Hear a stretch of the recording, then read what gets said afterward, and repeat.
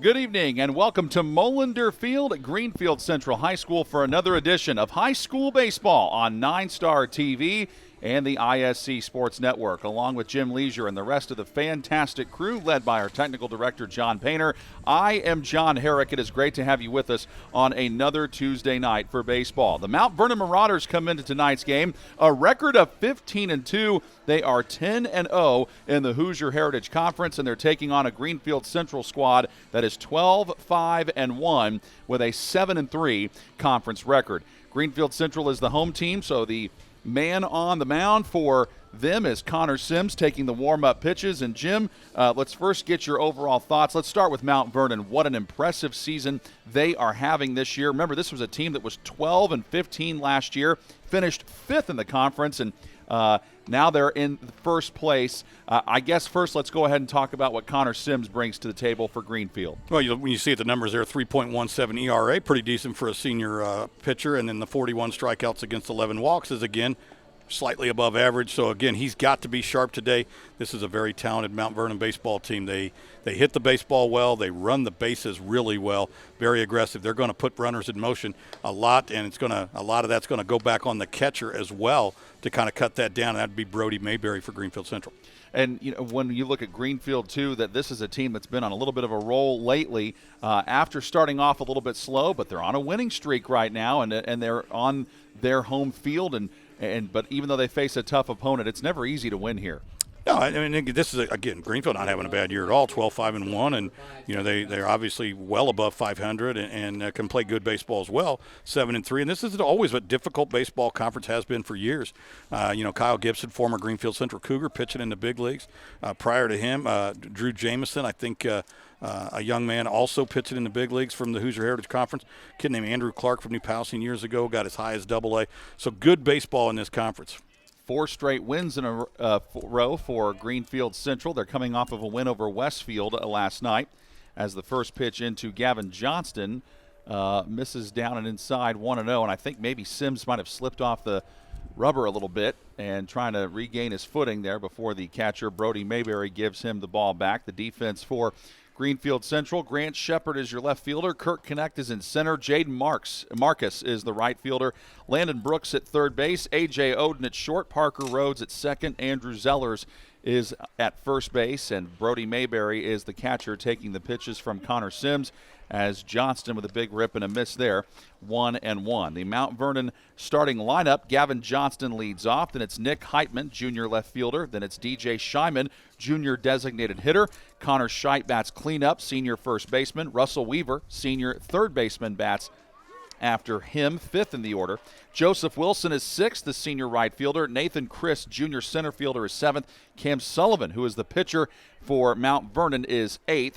He is a junior, and Grant Payson, junior catcher, bats 9th in the order for Mount Vernon. Hayden Ford will be playing second base, but is not in the lineup for batting purposes, and the count is now 2-2 to Gavin Johnston, who is hitting .311 on the season.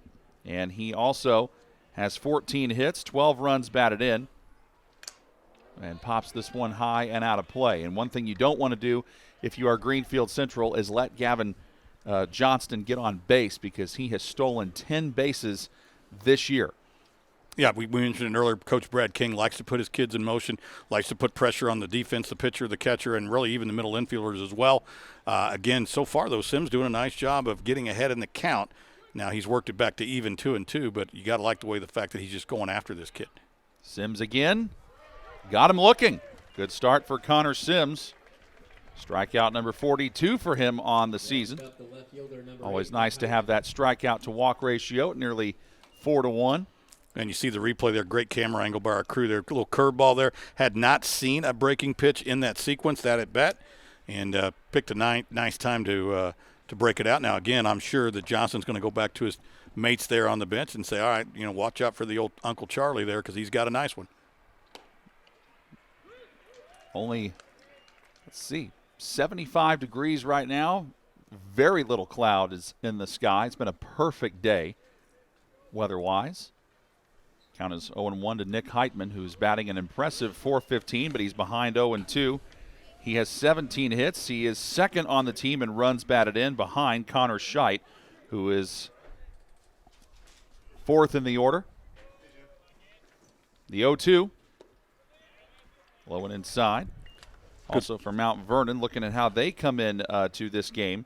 They have not lost since April 15th. That was a 13-12 affair against Harrison. Of course, they came back and beat Harrison later that day in what was a doubleheader, 15-5, as that one is lined down the line by Heitman. Then they had a tight ball game against Hamilton Southeastern, beat them 5-4 in 9 innings. But they have been on quite the roll right now, winning 9 straight. So these are two very hot baseball teams coming into tonight.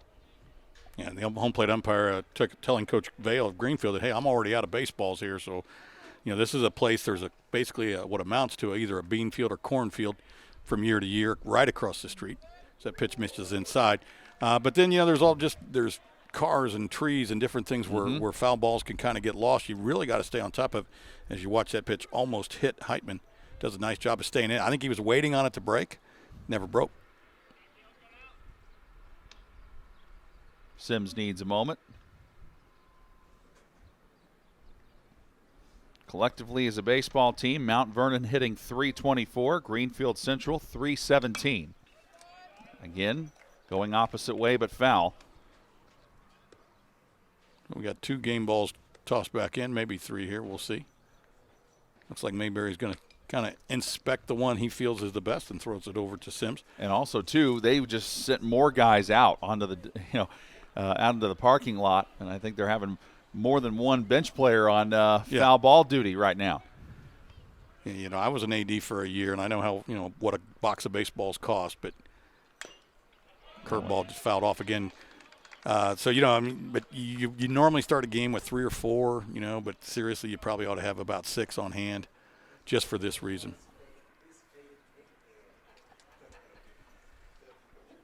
So again, if you're kind of keeping track, when Sims gets 2 strikes on the hitter and needs that strikeout pitch, he comes with the curveball. Again, nice curveball, just kind of fouled off by Heitman. This one is fair this time as he goes opposite way. Got under the legs of Marcus. To the wall it goes. Marcus picks it up. That's a double for Nick Heitman. Yeah, Heitman was going the other way the entire at-bat there, fouled a bunch of pitches off to that right field side. Finally got one a little bit more over the plate, as you see on the replay here. That one got a little bit more. And then Marcus honestly takes a chance. He's going to go over there. He's going to try to snag that ball and hold him to a single. It's kind of one of those do-or-die deals. If you come up with it, great. You probably hold him to a single. If you don't, he goes to second. Could have gone to third, but Marcus does a nice job of getting the ball back in. Now it's DJ Scheinman, who's hitting .289 on the year. 9 runs scored, 13 hits, 7 driven in. He does have 2 doubles. And Mount Vernon has 8 triples collectively as an offense. He has 1 of them and wants to have a conversation with the umpire after that pitch, who called it a strike, 0-1. What he's saying is, I got my toe on the white line, so basically if there's an inside pitch where I have to displace, it's probably off the plate. Home plate umpire said, well, probably doesn't matter to me. Look good. Pitch way outside here. I don't know if that was maybe they were expecting the runner to go there, and that was a kind of a quasi pitch out. Head coaches for both teams for Mount Vernon, it's Brad King. He's assisted by Wayne Graham and Tony Gregory. For Greenfield Central, it is Mark Vale, and his assistant is Josh Welch. Andy Ortwine coaches the JV team, as that one is cut on and missed, and it is 1-2 to Scheinman, the junior. So Mr. Scheinman here gets to see the curveball. Now, he threw it in a different spot. That one was thrown over the heart of the plate and broke to the back foot, which a lot of pitchers opposite, if you're a righty, you're throwing to a lefty, you like that back foot curveball, and that's exactly what he did. It looks really good. Pitch looks really big and fat, and then it breaks on you. 1-2, puts it in play, and that one goes off the glove of Parker Rhodes, picks it up, throws to first, and does not get him. I think they might end up ruling that an E4, because I think if he fields that cleanly, he gets Scheinman at first. Nonetheless, Heitman goes to third, so runners on the corners. Oh, they called him out. Yeah, okay. I was going to say. That was very close. I thought he looked safe to me, but the umpire. Wow, okay. The umpire did the old kind of very emphatic where he didn't just call him out, punched him out, almost spun around, fell down. So I thought that was an out. So nice job by Sims of covering. That's what you got to do. Here's a great shot of it. he was safe for me to use. Yeah. But no replay here at this level, so 4-3. All right. I'm sorry, 4-1. 4-1, yep. Good. Yeah, and you make a great point about Sims, because sometimes pitchers are not always quick to get over there or think they might not have a play and just let the play happen. But Sims never gave up on it, and it's a good thing he didn't. So 2 outs, and Heitman is on second. Goes from second to third, rather, and Connor Scheid is up. And Scheid tried to check his swing. Umpire says he went around, though. Scheid hitting .320 on the season. 15 runs scored, 16 hits. Leads the team in runs batted in with 21. Connor Scheid, a pretty big kid here, so if he gets a hold of one, could go out of here. Almost the same thing as last pitch, 0-2. Yeah, well, Sims is saying, look, if you're going to hit one out, you're going to hit a curveball out, because that's all I'm giving you. You know, and again, these kids, they all play travel ball in the summer against each other, blah, blah, blah.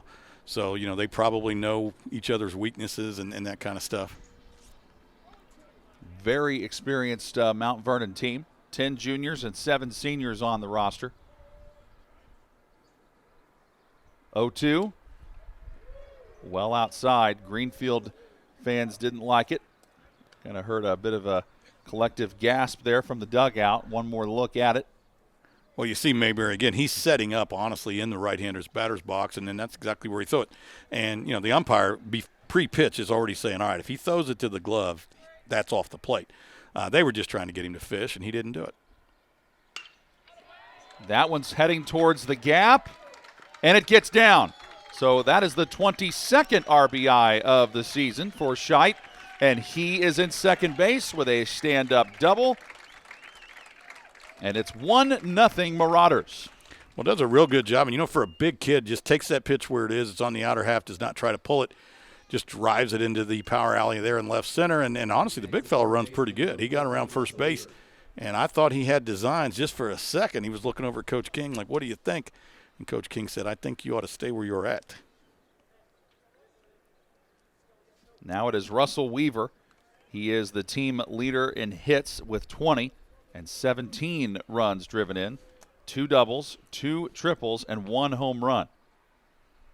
Also Scheid, by the way, the leader in the team in home runs with 5 of them, and you can see why he can hit for power as Weaver falls behind 0-1. Yeah, swings and misses at another good curveball, so Sims has clearly established that pitch. You know, he's doing a good job with his fastball as well. Good location, hitting both sides of the plate, so honestly, he hasn't pitched poorly. He just had a couple things that kind of, you know, did not go his way. You know, that you have battles out there all the time. Connor Scheid just happened to win the last one. Went around 0-2. Yeah, you can definitely tell with Sims's curveball, he's making those Mount Vernon hitters think a little bit. Got to pick up the spin, you know, as soon as possible. You always think fastball, adjust, change, and you know, a curveball is a change of pace. So you're thinking fastball, but if you see the rotation, don't do that. Throw to first and see if he can get down there. Yep, strikeout. So Connor Sims with 2 strikeouts in the inning, but a run, 2 hits, no errors with a runner left on. It is 1-0 Mount Vernon as we head to the bottom of the first inning. We'll give you the starting lineup for the Greenfield Central Cougars, who are coming up to bat right now. It is Grant Shepard to lead off, senior left fielder. Then Landon Brooks, junior third baseman. Andrew Zellers bats third, senior first baseman.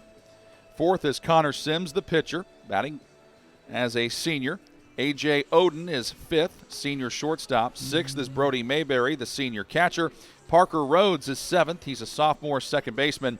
Eighth is Kirk Connect, a junior center fielder. And Jaden Marcus, senior right fielder, bats ninth in the order. And the head coach for Greenfield Central is Mark Vale. There is the starting pitcher for Mount Vernon, Cameron Sullivan, as a junior. And, Jim, he has simply been sensational. Those numbers on your screen, awfully impressive. Very, very impressive. And, again, I'm just kind of watching him warm up here. He's got good movement on the fastball. The ball does not come in straight, has a little bit of a tail on it at the very end, which what that does for hitters, again, it looks like it's all over the heart of the plate, so I go ahead and commit to a swing. Then it breaks in on my hands, and I end up hitting it just above my grip on that very skinny part of the bat. Normally just pop up to the infield or hit a little dribbler somewhere. So, you know, when scouts come and they look at pitchers, everyone's got a radar gun and everyone can count to 90, and they know if a kid's throwing 90 plus or whatever. The question they ask umpires and catchers, does his ball move? Does his pitch have movement? And I'll tell you, his does. And our first look at Grant Shepard this evening. The left fielder, number 27, Grant Shepard. Again, Greenfield Central in similar way to Mount Vernon. A lot of upperclassmen. 11 seniors on their varsity roster. Shepard, one of them, fouls it away. Yeah, I noticed that coming into the thing. I always prepare my defensive cards, and you know, again, Greenfield's got 1, 2, 3, 4, 5, 6 seniors in the starting lineup. Mount Vernon has 4 and then 5 juniors, so pretty good mix. I believe only one sophomore in the starting lineup would be the second baseman for Greenfield Central, number 24, Parker Rhodes, is a sophomore. He will not hit today unless inserted later, but right now he's being DH'd for. And that one sent high in the air to left. Out of play, so let's give you the Mount Vernon defense. Nick Heitman in left, Nathan Chris is in center, Joseph Wilson in right. Russell Weaver is on third base, Gavin Johnston is at short, Hayden Ford is at second, Connor Scheidt is on first, Grant Payson is the catcher, and Cam Sullivan is the pitcher, as that one is chopped foul. Always good if you're Russell Weaver to act like, you know, you're going to have a play on it at third, wait for the umpire to rule it foul, and he did. Yeah, no situations. Again, very important that the umpire yells loudly to say foul ball.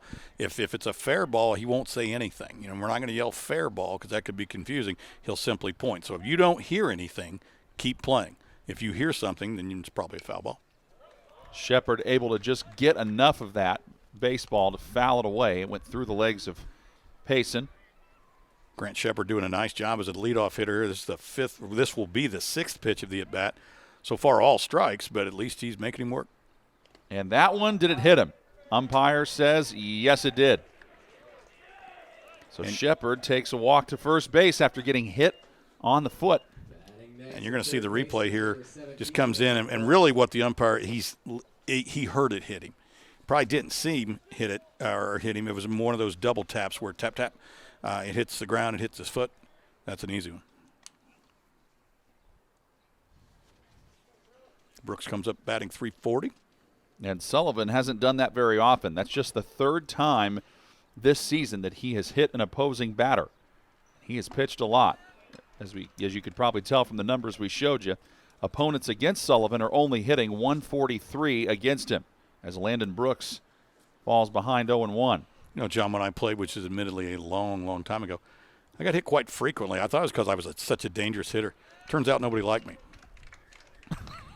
I know. Or you just were obsessed with getting on base. No. I talked to a guy that I played against, a kid named Jeff Kelly at Mount Vernon. He said, I hated you, and I threw the ball. I hit you every game. And I said, you did.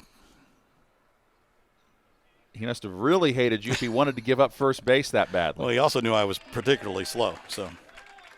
And strike 3 looking on Landon Brooks. He did not agree with the call. Yeah, pitch again. Clearly, you know, if it hit anything, it got just the corner here. And again, you know, when the catcher moves his glove that much, normally you don't get that call. You know, umpires, they understand framing and they get all that, but normally when there's that much movement on the leather, you're not going to get the call. Brings up Andrew Zellers, senior first baseman tonight, .457 batting average. That is best on the team. 21 hits. That leads the team. 12 runs batted in. 6 doubles. He does have a home run. Greenfield Central as a team has actually homered nearly as much as Mount Vernon. 10 of them and 12 home runs for the Marauders. And the count is 1-1 to Zellers. Sullivan showing that he, too, can mix it up a little bit. That first pitch was a fastball up and in, and he really ran it up there. We don't have a gun up here to tell you exactly how fast, but believe me, it was moving. And then comes a little slider there. Got him to swing and miss, 1-2. Looked like a little cutter. Again, just had a little bit of movement late. Fastball that's moving late.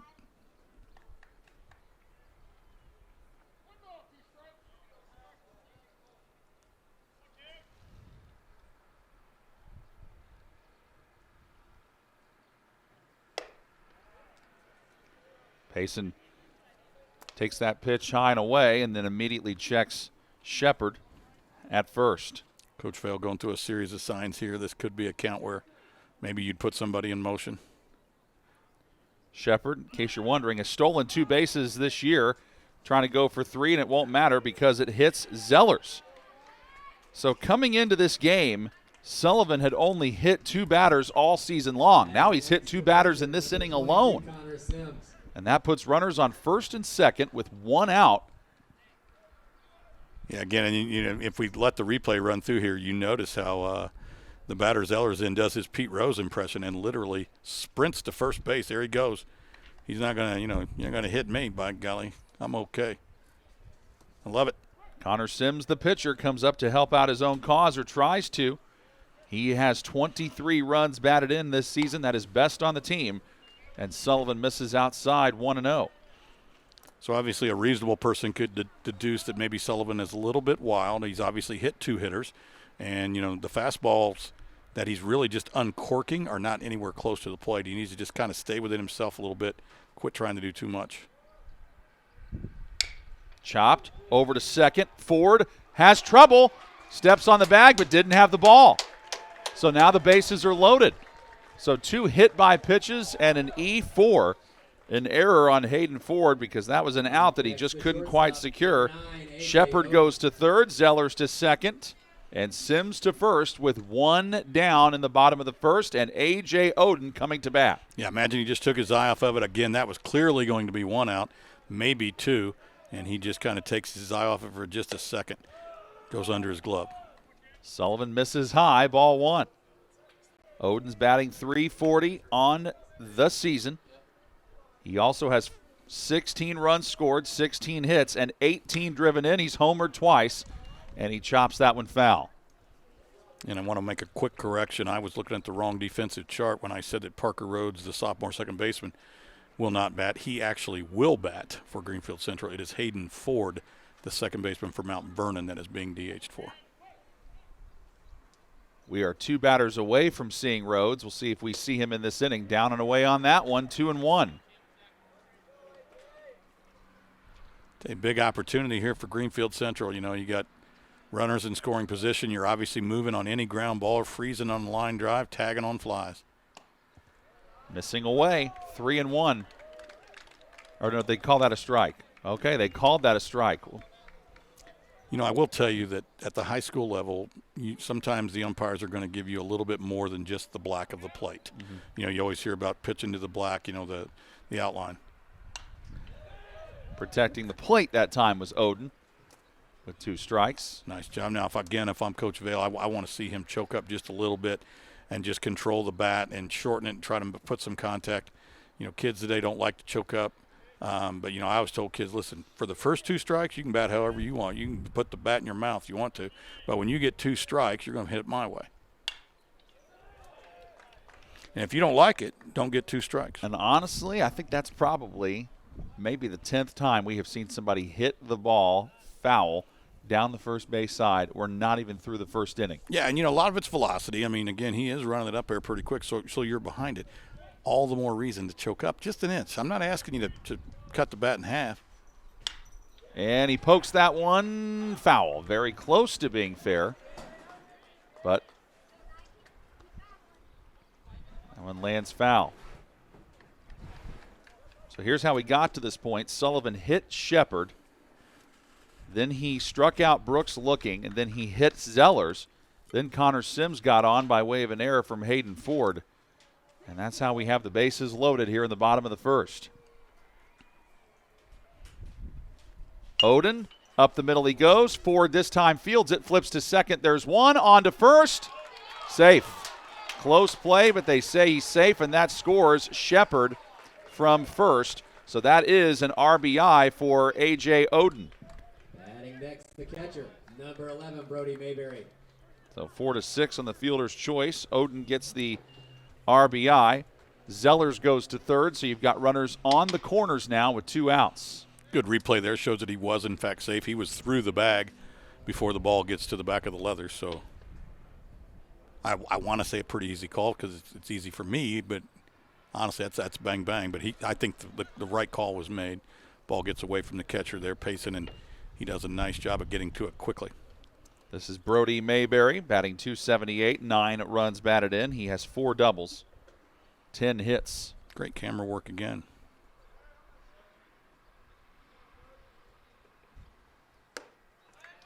Behind on that fastball, 1-1. Mount Vernon has batters 6, 7, and 8 coming up in the second inning. Joseph Wilson, Nathan Chris, and Cam Sullivan. Whenever we get there, and it's 2-1 now. You know, John, we always have fantastic camera work by our youngsters. A lot of them are in high school, and if they could ever get a color commentator, this would be a broadcast.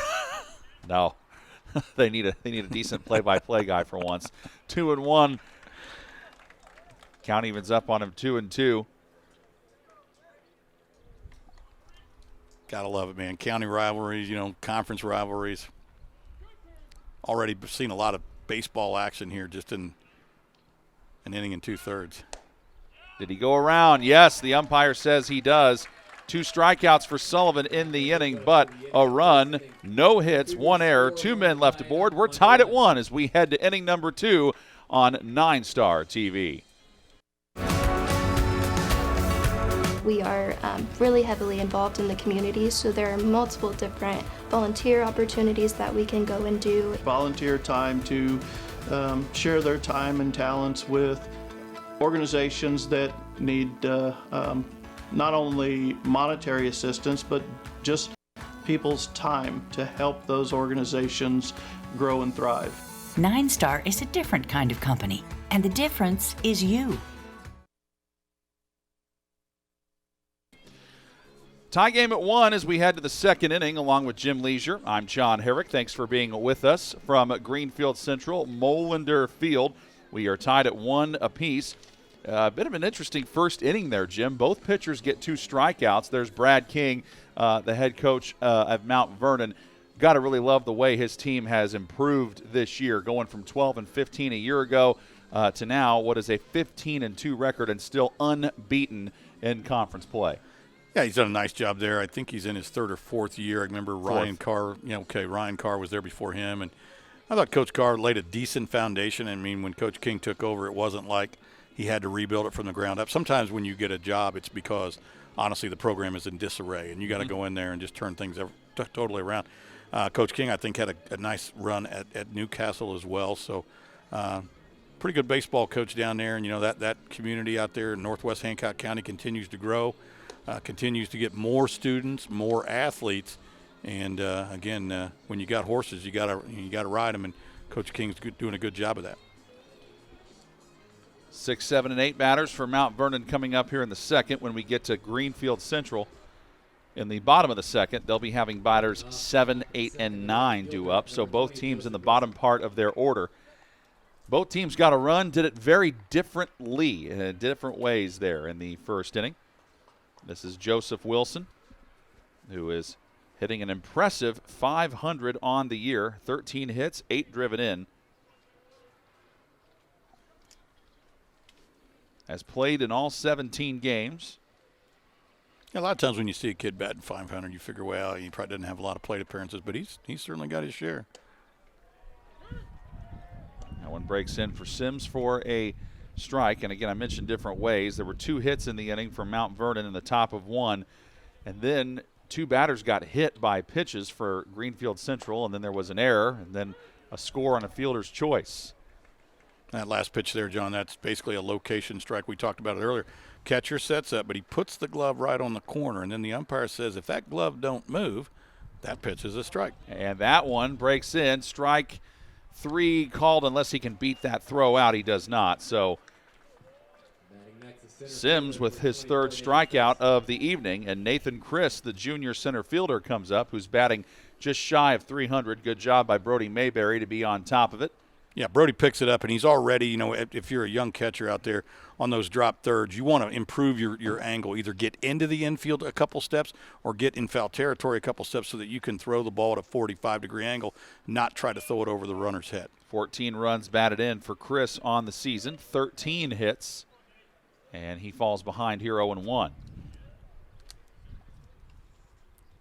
Greenfield, I've noticed, actually did not draw the runner's lane. I mean, that's, the umpires use that. If the catcher does throw the ball and hit the runner in the back, if he's in the field of play, then he's out. Okay, and if you hit him while he's in the runner's lane, normally it's 45 feet. It's halfway up the line. You'll see maybe a 2 or 3 feet runner's lane not painted on there today for some reason. Bouncer to second base. Parker Rhodes gets it. Not an easy play. Stay safe. Yeah, Rhodes had to go all the way back over and.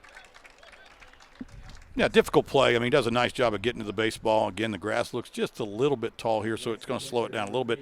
Here's your replay here. That ball is spinning away from him, sets his feet, tries to get rid of it quickly, and the umpire takes a good long look at it and decides that he, in fact, beat the throw, and I would agree. Third hit of the game for Mount Vernon. Cam Sullivan now up. Well, judging from that replay, maybe not.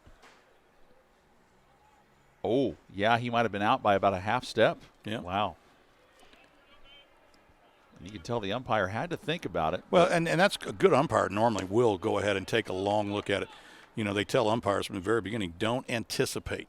Don't think what you think you're seeing. Make sure it's there. They talk about it all the time. MIBT, make it be there. And he took a long look at it and said safe, but I think the replay kind of showed otherwise. And a try at first base. Chris is back safely. Yeah, and obviously not a premium move there. That was just a, excuse me move where you step off. I mean, eventually I'm sure his pickoff move is about 30 times faster than that. And Chris can steal if he wants to. He's been pretty good at that. 5 stolen bases this year. Does not have a big lead at first. And there is a strike against Sullivan, evening the count up at 1-1. Again, coming with the curveball. We talked about when he needs a strike or if he needs an out pitch, it's almost always the breaking pitch. Man, way out in front. That's the second Mount Vernon hitter that I've seen that has picked his back foot up out of the ground, which is obviously not a very effective way to hit.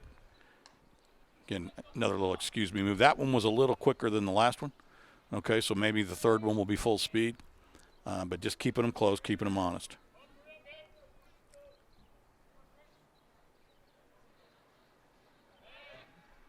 Then again, maybe not. That one's about the same. I'd say that was a little more than half speed.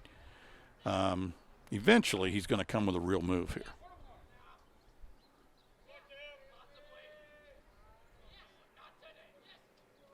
And the 1-1. There's that. Man, that breaking ball from Sims is moving well tonight. Yeah, it is. And again, I used to coach with a guy years ago who used to say our philosophy on hitting curveballs is to not swing at them. His theory was, hey, if with 2 strikes, you got to, obviously. Most high school kids can't locate it like he's locating it. Sims is doing a nice job. This is where, obviously, you'd want to get your kids together and go, okay, boys, this kid can throw the curveball and he can locate it, so we're going to have to put some of these in play. Got to stay back. Again, and notice the weight shift, the really big weight shift there by Sullivan on the last breaking ball. When you're out in front, battles that one off and fouls it away. Yeah, when you're out in front like that, even if you do make contact and you got all your weight on the front foot, you're not going to hit it very hard. I mean, it's just going to be either a pop-up, a lazy pop-up, or a lazy ground ball. You got to keep your weight balanced, and if anything, keep it back a little bit and push off that back foot.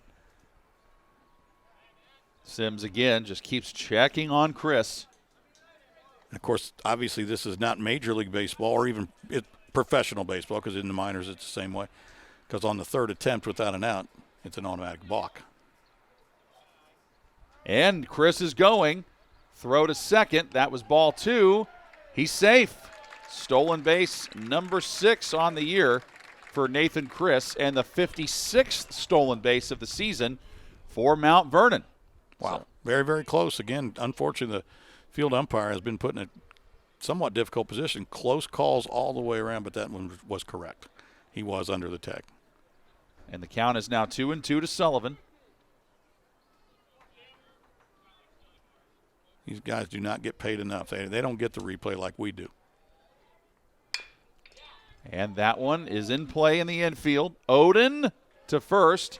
Able to get him, but that moves the runner over. Batting next, the catcher, number 7. And Grant Payson, who is the 9th man in the order, tries to keep the inning alive for the Marauders. Boy, that was a high chopper. Yeah, really nice job again with the backhand and just kind of the running throw, just flipped it over there. A little bit of a tall infield here. Again, that ball really slowed down on A.J. Oden, but he was able to snag it back in and get the ball across the diamond. Wind blowing in slightly from left center. Payson's batting .276 on the season. 7 runs scored, 8 hits, 6 RBI, 3 doubles. He does have 1 home run. Moves ahead in the count here, 1-0. Yeah, curveball just down, just out of the zone, just a little bit low. Probably had the corner, but was just below the knee. I see the catcher's right on the outside of the plate. He's over the plate.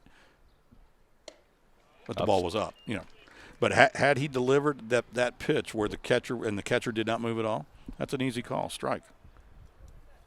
For most pitchers, Jim, a 2-0 counts a fastball count. For Sims, it might be a curveball count. It may very well could be, and he does seem to have really good command. We'll see what he does. Now, this is in the 9-hole.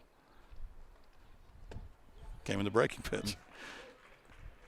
So, I used to tell pitchers all the time, Babe Ruth never batted 9th, so why don't you just throw fastballs and let's get out of here.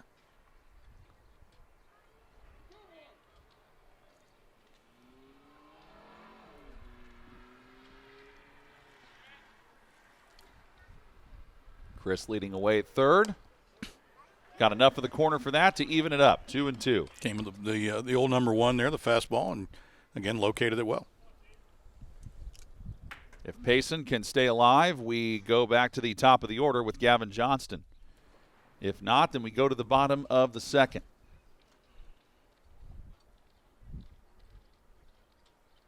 Two. Got a piece of it, fouled it back to the wall. Nice job of staying alive there by Payson. Again, if you're Sims, you really, really, really want to get this guy. You certainly don't want to face a dangerous hitter in Johnson with a runner in scoring position. You want to face Johnson with nobody on base if you can.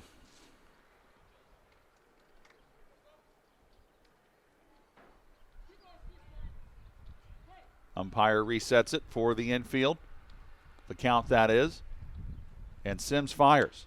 And got him swinging. Connor Sims in a groove right now. 4 strikeouts for the Greenfield Central pitcher, putting him at 45 strikeouts on the season. And we stay tied at 1 going into the bottom of the second.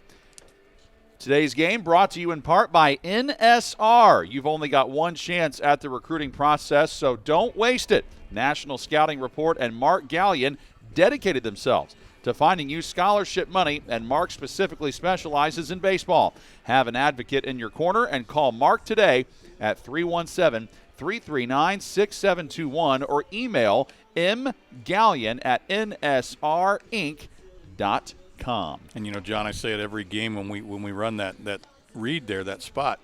Can a parent reach out to colleges and coaches on their own? Yeah, it can be done, but man, it is a tremendous amount of work. A guy like Mark Gallion knows how to do it. He already knows the process. He knows these guys, these scouts. Give Mark a call and see if he can't make your job a little bit easier if you want to see your son play at the next level. All right, and there's a look at the Hoosier Heritage Conference standings. Mount Vernon, like I mentioned earlier, perfect 10-0 record, but good season so far in the conference for Greenfield Central at 7-3. And yes, you don't normally see ties for a team, but Greenfield Central does have a tie this season. That was the very first game of their season, as a matter of fact. It was against Wapahani when they finished tied in 9 innings against them at 1-1. And also, they had a great battle against Yorktown, did Greenfield. Beat them 8-7, lost to them rather, 8-7, then came back and beat them 6-5. So very easily could have more than 7 wins in the conference. There's Coach Mark Vail in his 10th season as the Greenfield Central head coach. Been around Hancock County a while. And Parker Rhodes is up first in this bottom of the second inning for Greenfield, and he is behind 0-1, make it 0-2. John, you talk about ties, and again, I coached, for a handful of years, and every now and then, again, early in the year especially, it gets dark early, okay, and if you're playing on a field that doesn't have lights and non-conference game and the whole 9 yards, hey, we played 9 innings of baseball. We got a lot out of it. Hopefully y'all got a lot out of it, but we're not coming back. We're going to go home, and good luck to you, Coach, and we'll see you next year. High and in, ball 2. Now Cam Sullivan tries to settle down. He was really kind of off in the first inning, hit 2 batters. Yeah, I would argue again just because the fastball is missing there.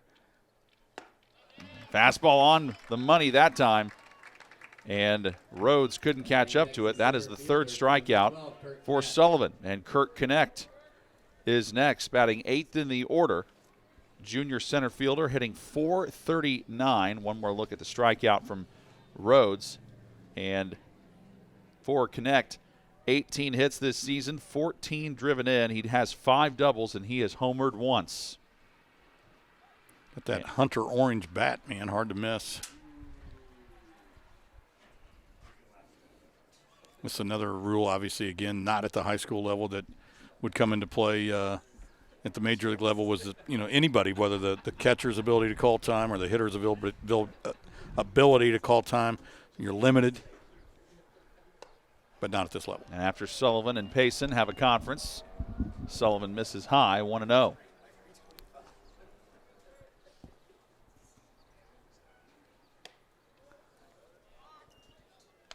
Again, so a lot of where Sullivan's missing is up. So he needs to adjust something. He needs to adjust his stride. Stride out a little bit more, which will bring the arm angle down a little bit more. The release point, change something. He does bring it down, and this time hits the strike zone, 2-1. You would think a young man like him, I know he is just a junior, but at some point he can coach himself. Erratic on that pitch, and Connect had to duck to get out of the way of it, 3-1. Yeah, and you could tell by the finish, too, that, he's not finishing toward the plate. He's finishing toward the first base side. That time he did finish toward the plate. He did, and that's the difference. Okay, so when he's on line and when you're coaching pitching, one of the things you do is you paint lines so that they can stay on line with their shoulders, their hips, and their arm. How about that? Falling behind 3-1 after that pitch, high and away, and then he comes back and has a strikeout, runs the count full, and gets Connect to go down swinging. And again, when you see the finish there of him on the mound, he finished in a fielding position, balanced. He wasn't flailing and falling off to the side. And for Connect, that is his 11th strikeout on the year. Jaden Marcus is up, tries to keep the inning alive for the Cougars. And he's quickly behind 0-2 as he foul tips that ball into the glove of Payson. Well, I tell you, Sullivan really working fast now, so he seems to have found it. Early in the inning, honestly, even in this inning, he still was leaving a lot of pitches up. Now he can't wait to throw.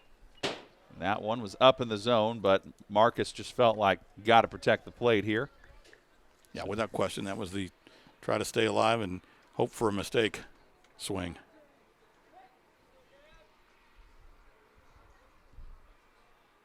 And the 0-2 from Cam. Some of the Mount Vernon fans hoping that would be a strike, didn't get their wish.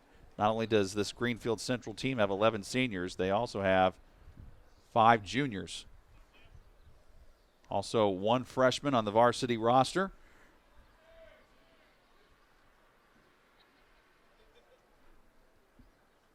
The 1-2 from Sullivan. Too low for the umpire's liking, so now you got deuces wild everywhere. 2 balls, 2 strikes, 2 outs. In the bottom of 2, we're tied at 1. That one poked into right, but in foul territory. If it was fair, it would have been trouble, but not to be. Another thing that I say in just about every baseball and or softball broadcast is if you can get some production out of 7, 8, and 9 in your lineup, you're probably going to win. Now, this at bat here, this is going to be the 7th pitch of the at bat. If Marcus is able to get on, that'll put a runner on at least, and around the order we go. And that one is into right this time.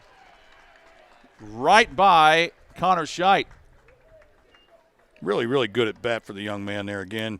Battling back and just staying alive, fouling pitches off, and does a nice job. Again, pitch on the outer half, so great job inside out, hands inside the baseball, and just slap it out into right field. Don't try to pull it. Second time through the order now for Greenfield Central. Grant Shepard comes up, and so far he is the man who has scored the lone run of the game. Got hit by a pitch in the first and came around to score on what was that fielder's choice. Well, I'm sure Shepard wants to hit this time. He has choked up just a shade. And now does that throw off possibly the rhythm that Sullivan was in? See if it does. And Jaden Marcus, not much of a threat to steal. He's only stolen one base this season. Again, that's one thing coming in that you noticed on the stat sheet. Not that stats mean everything, but one thing that was very different about both these teams is that Mount Vernon steals almost twice as many bases as Greenfield Central does. Yeah, very active for a high school team. I would think Greenfield Central is probably average in terms of the amount of stolen bases that they've attempted and successfully completed this season. Mount Vernon a little bit higher than that. So I don't know if that one of those baseballs may have had a tear in the leather as Sullivan threw it out to the coach. Coach King's got it in his hand over there. So one of them took a hard shot off the bricks here, the press box. And runner goes, powered into right. Going back near the warning track, catch made by Nathan Chris on the run, and that takes care of the second inning. We remain tied. No runs, a hit, no errors, and a runner left on. One apiece as we head to the third on 9 Star TV. 9 Star is very focused on customer and member care, focused on making sure that however we communicate with the member and customer is how they want to communicate. You know, sometimes we're the one person that they speak to in a day, and you want that conversation to be happy and pleasant. As a nonprofit co-op, we're focused on providing the best service we can for our members. 9 Star is a different kind of company, and the difference is you. Well, Greenfield Central began their second trip through the order in the bottom of the second. Now Mount Vernon will begin their second trip through the order as we start the third inning. And here was the last out. As you could tell there, Grant Shepard really got a piece of that one. But a good job by Nathan Chris to get back there and make the catch for the third out of the inning. Pretty good turnout here from both fan bases, and it's a pretty good rivalry, Jim, between these two programs, not just in baseball, but in a variety of sports. Yeah, two schools located probably about 8 miles apart, and you know, just always a big rivalry, and like you said, beautiful day. Why not come out to the ballpark and support your local high school team? Prices are fantastic. You can probably get in, I would imagine, for $5 or $6, and concessions are reasonably priced. So if you're a sports fan, you don't have to drag yourself all the way downtown and pay NFL, NBA, or minor league baseball prices. You can come out to your local high school and support those teams. And what a great night to do it. Been a fantastic day for weather, 75 degrees at first pitch. A little bit of a breeze, but not much.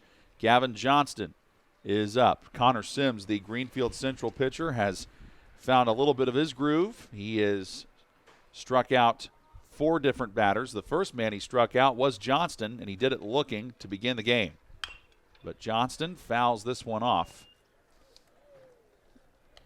Well, he leads off the sequence here with the curveball. Johnston, of course, again, him and his teammates, they've talked a lot in that dugout about, hey, you know, look for the bender. You know, he likes to throw it in just about any count. 0-1 outside, 1-1. Greenfield Central was kind of in a pattern there in the mid-April where they were winning 1, losing 1, winning 1, losing 1. Lost 2 in a row at the end of the month, and then they've won 4 in a row. Wins over Lawrence Central, 2 over Pendleton Heights, and then a solid win for them over Westfield last night. Yeah, I would agree. I mean, you know, Westfield's obviously got a really nice program, very good athletic teams, and like you said, in a variety of sports. So anytime you can go into the Hoosier Crossroads and get a W, it's a big deal. The 2-1. Got the inside corner, 2-2. Really, really nice job there. Again, if you're a hitter, you're looking for spin. You're going to try to pick up that great camera shot there. You can pick up that spin and then realize, you know what, breaking ball, stay in there. Breaking ball again from Sims. This one missing, 3-2. Speaking of picking up, the wind certainly did just a few moments ago. Yeah, I've lost a pencil already on the floor, and honestly, I'm just too old and fat to bend over and pick it up. That's why I got about 10 pencils. I probably won't even pick it up when I leave here. I'll just leave it here for the next guy. Ripped into right. That is down for a base hit over Zellers' arm. Scooped up by Marcus. And a leadoff single for Gavin Johnston. Well, Mount Vernon's been able to get at least one hit in every inning so far. Yeah, and this is the second time through, as you mentioned earlier, John, through the lineups here. So and we'll see whether or not these Mount Vernon hitters, make an adjustment to what Sims is throwing up there. And if you're Connor Sims, obviously you got to find a way to get it done here. Looks like we have nope, I thought we had a courtesy runner, but it's not. It's Johnston still down there. Yeah, there's no way they're courtesy running for Johnston. Yeah. He is one of their best base stealers at 10 on the season. Connor Sims stepped off the rubber for a second, looks confused. I'm not sure. I don't know if he pointed to the scoreboard like maybe there was, but it's set. It's reset. Like, it was almost like he pointed like, hey, why does it say 1-2 or whatever? Now that's a move. Yeah. All right. I'm going to try to pick you off move. And I did, again, I'm having a heck of a day here, John. Misspoke. It would not have been a courtesy runner for the shortstop. It would have been a pinch runner. And like you said, you'd have to be allergic to winning to take him out of the game, I would think. Yeah, courtesy runners are done for the pitcher and the catcher at high school. Pinch runners for every other position. Yeah, and, again, rule changes, like the Major League rule changes, they are having the desired effect. I still don't think the whole courtesy runner is having its desired effect at the high school level. The idea is to speed up the game. But normally what happens is the catcher or the pitcher gets a base hit.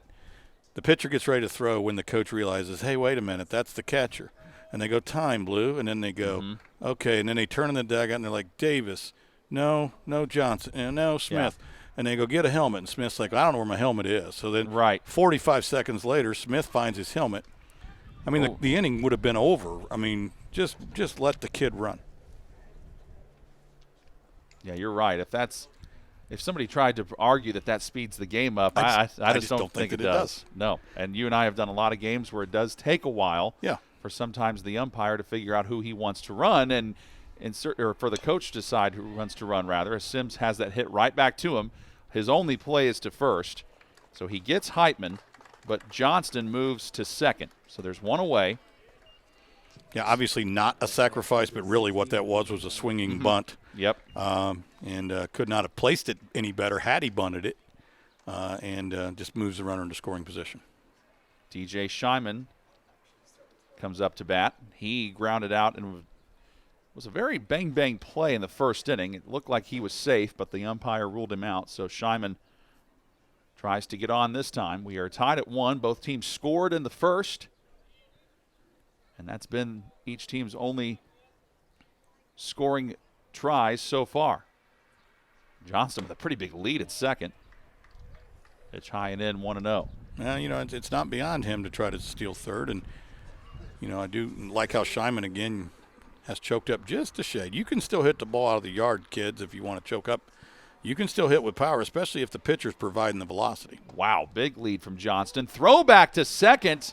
He got under it just in the nick of time. So they end up calling that a strike, so it's 1-1. Yep, another curveball, well placed, right over that outside corner. Pitch just dropped. It was a little bit high. Sims having a little bit of fun out there with Johnson. They're kind of laughing, going, you thought we'd forgot about you, hadn't you?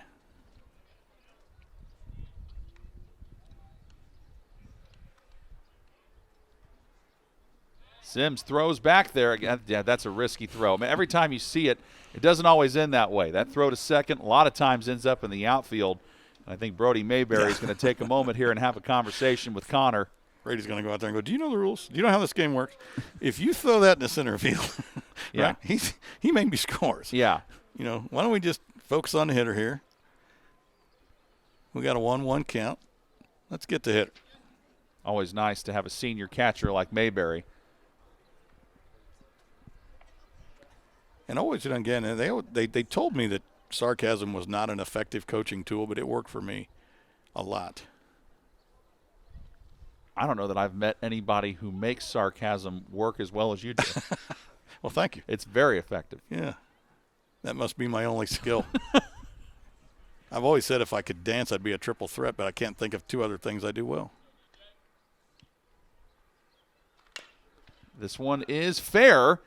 Bobbled by Zellers, but he picks it up and tags the base. But what do we have? Was it fouled off? Well, he's saying it hit him in the foot. Well, the home plate umpire, I don't know what's going on. They're going to Okay. get together and talk about it. Okay, because the infield umpire made a fist and set Well, out. yeah, we set out. I mean, so he's going to ask him, did you see it hit his foot?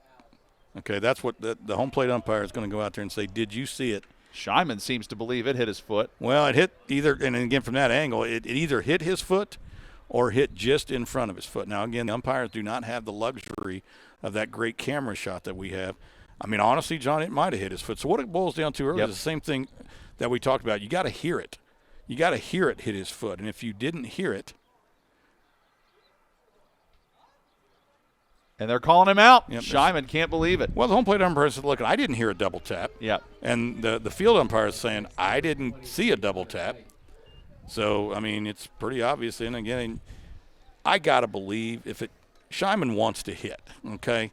So they're going to intentionally walk. Yeah, they're intentionally walking Connor Scheidt, who got an RBI double in the first inning, so they're just not even going to take a chance here. They're going to let him go to first. That puts runners on first and third with 2 outs, and that also gives the rest of the infield a shot here to have a forced play at second if they need to. So Russell Weaver tries to keep the inning alive, and Weaver struck out against Sims. Yeah, you're right, John. Now it does, bring up a force at second base. Of course, it also creates a first and third situation where maybe the runner on, and we talked earlier, I thought Scheidt runs pretty well for a big kid. So, you could basically steal him second, and then when the catcher throws down, maybe try to steal home plate, get him caught in a rundown. Runner scores before the third out and the tag is made. The run counts. So Coach King could put on some plays here. We'll see what he does. More than anything else, though, this is just, hey, you just take your big Barry Bonds self down there, and you ain't going to beat me. And that one goes in front of the catcher. It was cut on and missed. And Scheidt just goes and takes second base. Well, good job of running the bases here. Again, we coach the same thing, aggressiveness. You're going to take your secondary lead. When the pitcher goes home, you're going to take a couple shuffles towards second base. You're watching the trajectory of the ball. If you see it's going to be in the dirt, you maybe take another couple quick ones. And if it gets away, just go. And that's what he did. The 0-1 breaks in for strike 2. Of course, if you're Greenfield Central, you care less about second base and more about just getting that third out. Now, Weaver's going to have to stay in there a little better on that breaking ball than that. I mean, he was totally fooled, basically buckled the knees, bent, the back backwards. I mean, he's got to stay in there, front shoulder, front hip. Weaver has homered once. He's also got 2 doubles and 2 triples, and he calls for time, or does Mayberry. Looked like Mayberry was the one who asked for it. Yeah, and again, the umpire just pointed at him there. You saw that on the screen. But now in the big leagues, again, it's very important that the umpire will, point the catcher called it or the hitter called it, because they got to keep track of him. You're only allowed one per, at bat. So don't always get that point at the high school level. The 0-2 stays alive by fouling it away. Of course, the Mount Vernon bench ready to explode and cheer if Weaver can get this down for a base hit. Oh, there's 2 outs, so you're going to be moving basically on anything hit, into the outfield. You're going to try to score. So even if it's just a little blooper, you're moving on contact, and if it gets to the outfield, you're not stopping at third base. 4 hits for Mount Vernon, 1 for Greenfield Central, but we're tied at 1. And that is ball 1. Now, that previous pitch, Weaver did a better job of staying in on the curveball and was able to at least foul it off. That pitch would have been called a strike.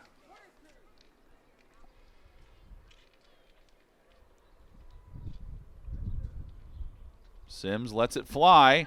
Swing and a miss. First base is open, though, so he's got to throw down there, does Mayberry, and he gets him. So Weaver has struck out twice now, and Mount Vernon had their opportunities. They had no runs, 1 hit, no errors, but they strand 2 men aboard. They've left 4 men on base now in this game as we head to the bottom of the third, tied at 1.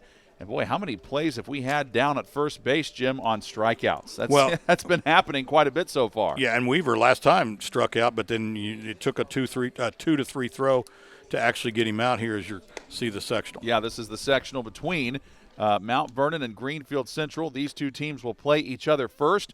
Then in the bottom portion of the bracket, Pendleton Heights against Richmond, New Pal against Muncie Central, and Anderson has the bye. So Mount Vernon is the host school, and Anderson will play the winner of Mount Vernon and Greenfield Central once that game is decided. Rest of the season for Greenfield, they close out their season May 24th. Actually, May 22nd is their last regular season game, and then they play Mount Vernon in sectional play on May 24th. Their last game is against Triton Central.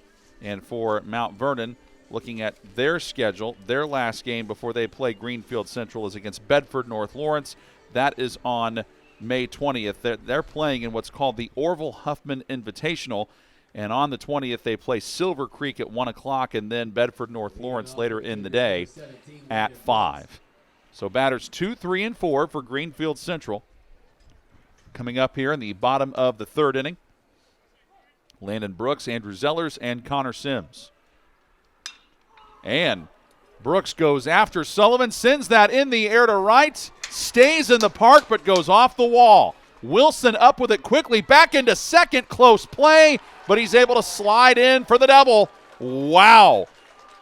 There were a lot of twists and turns just on that one play, but Brooks was able to get in safely after a heck of a throw back in by Wilson. John, I couldn't agree more. This is just really good baseball all the way around. Good pitch, good job of staying with it. Ball's hit off the wall there. The right fielder Wilson does a good job of staying with it and gets it back in quickly. A nice throw to second base and just about gets Brooks. I think Brooks was maybe even a little bit surprised. He probably thought, I got this somewhat easily, and then looked up and said, holy cow, I better get down and I better get around the tag. Brooks is now third on the team in hits. He just got his 18th hit of the season. Here's Andrew Zellers. Zellers chops it to second, scooped up by Ford, on to first. There's one down, 4-3 on that putout, but it moves Brooks over to third base. Potential go-ahead run there, and Connor Sims, who reached on an error, comes up. Now you're going to see here Brooks going around second base, and right there he's like, you know what? I probably ought to pick this up, and then watch the kind of fade away slide where he's going to be away from the bag just a little bit. Again, looking back, if I have the opportunity to show him that, I'm going to tell him to get even further away and just give him a hand. If you're going to tag something, you're just going to tag my hand. I'm not giving you anything else to tag. Gavin Johnston did all he could to try to apply the tag, but missed, and Connor Sims takes strike one. So it's pitcher versus pitcher in this battle between Cam Sullivan and Connor Sims. Missed the corner, and Sullivan didn't agree with the call. Neither did a lot of the Mount Vernon fans in attendance. One out here, so you're going to tag up on any ball hit in the air. Certainly anything hit to the outfield, you're going to try to tag up and score. The 1-1. Checked his swing and stayed away. 2-1. Again, just ball was low, and the catcher's just moving his glove too much. And most umpires aren't going to give you that strike if you're moving the glove like that. 4 strikeouts by Cam Sullivan, all against different batters. Nearly hit him.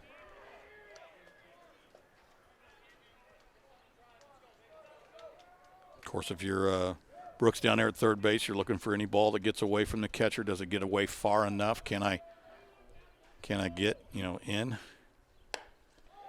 there's ball 4. The first walk of the day issued by Cam Sullivan. And that is also just his 10th walk that he has allowed on the season. Came in tonight with a .91 ERA. And A.J. Oden comes up. Now, Oden has the 1 RBI for Greenfield Central, which he got on a fielder's choice.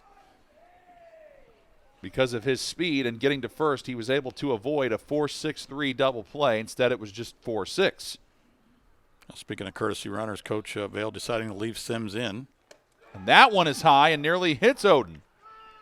And Sullivan has had some control issues tonight. He's hit 2 batters already, and he's come close several other times. Like right there, wow. Yeah, and it seems like every time, and he's doing it. He's stepping off the mound there. He's taking a deep breath. He's resetting himself. He's rebooting himself there. And it seems like after he throws 2 or 3 just really bad pitches, he's able to settle back down. We'll see if he's able to do it again.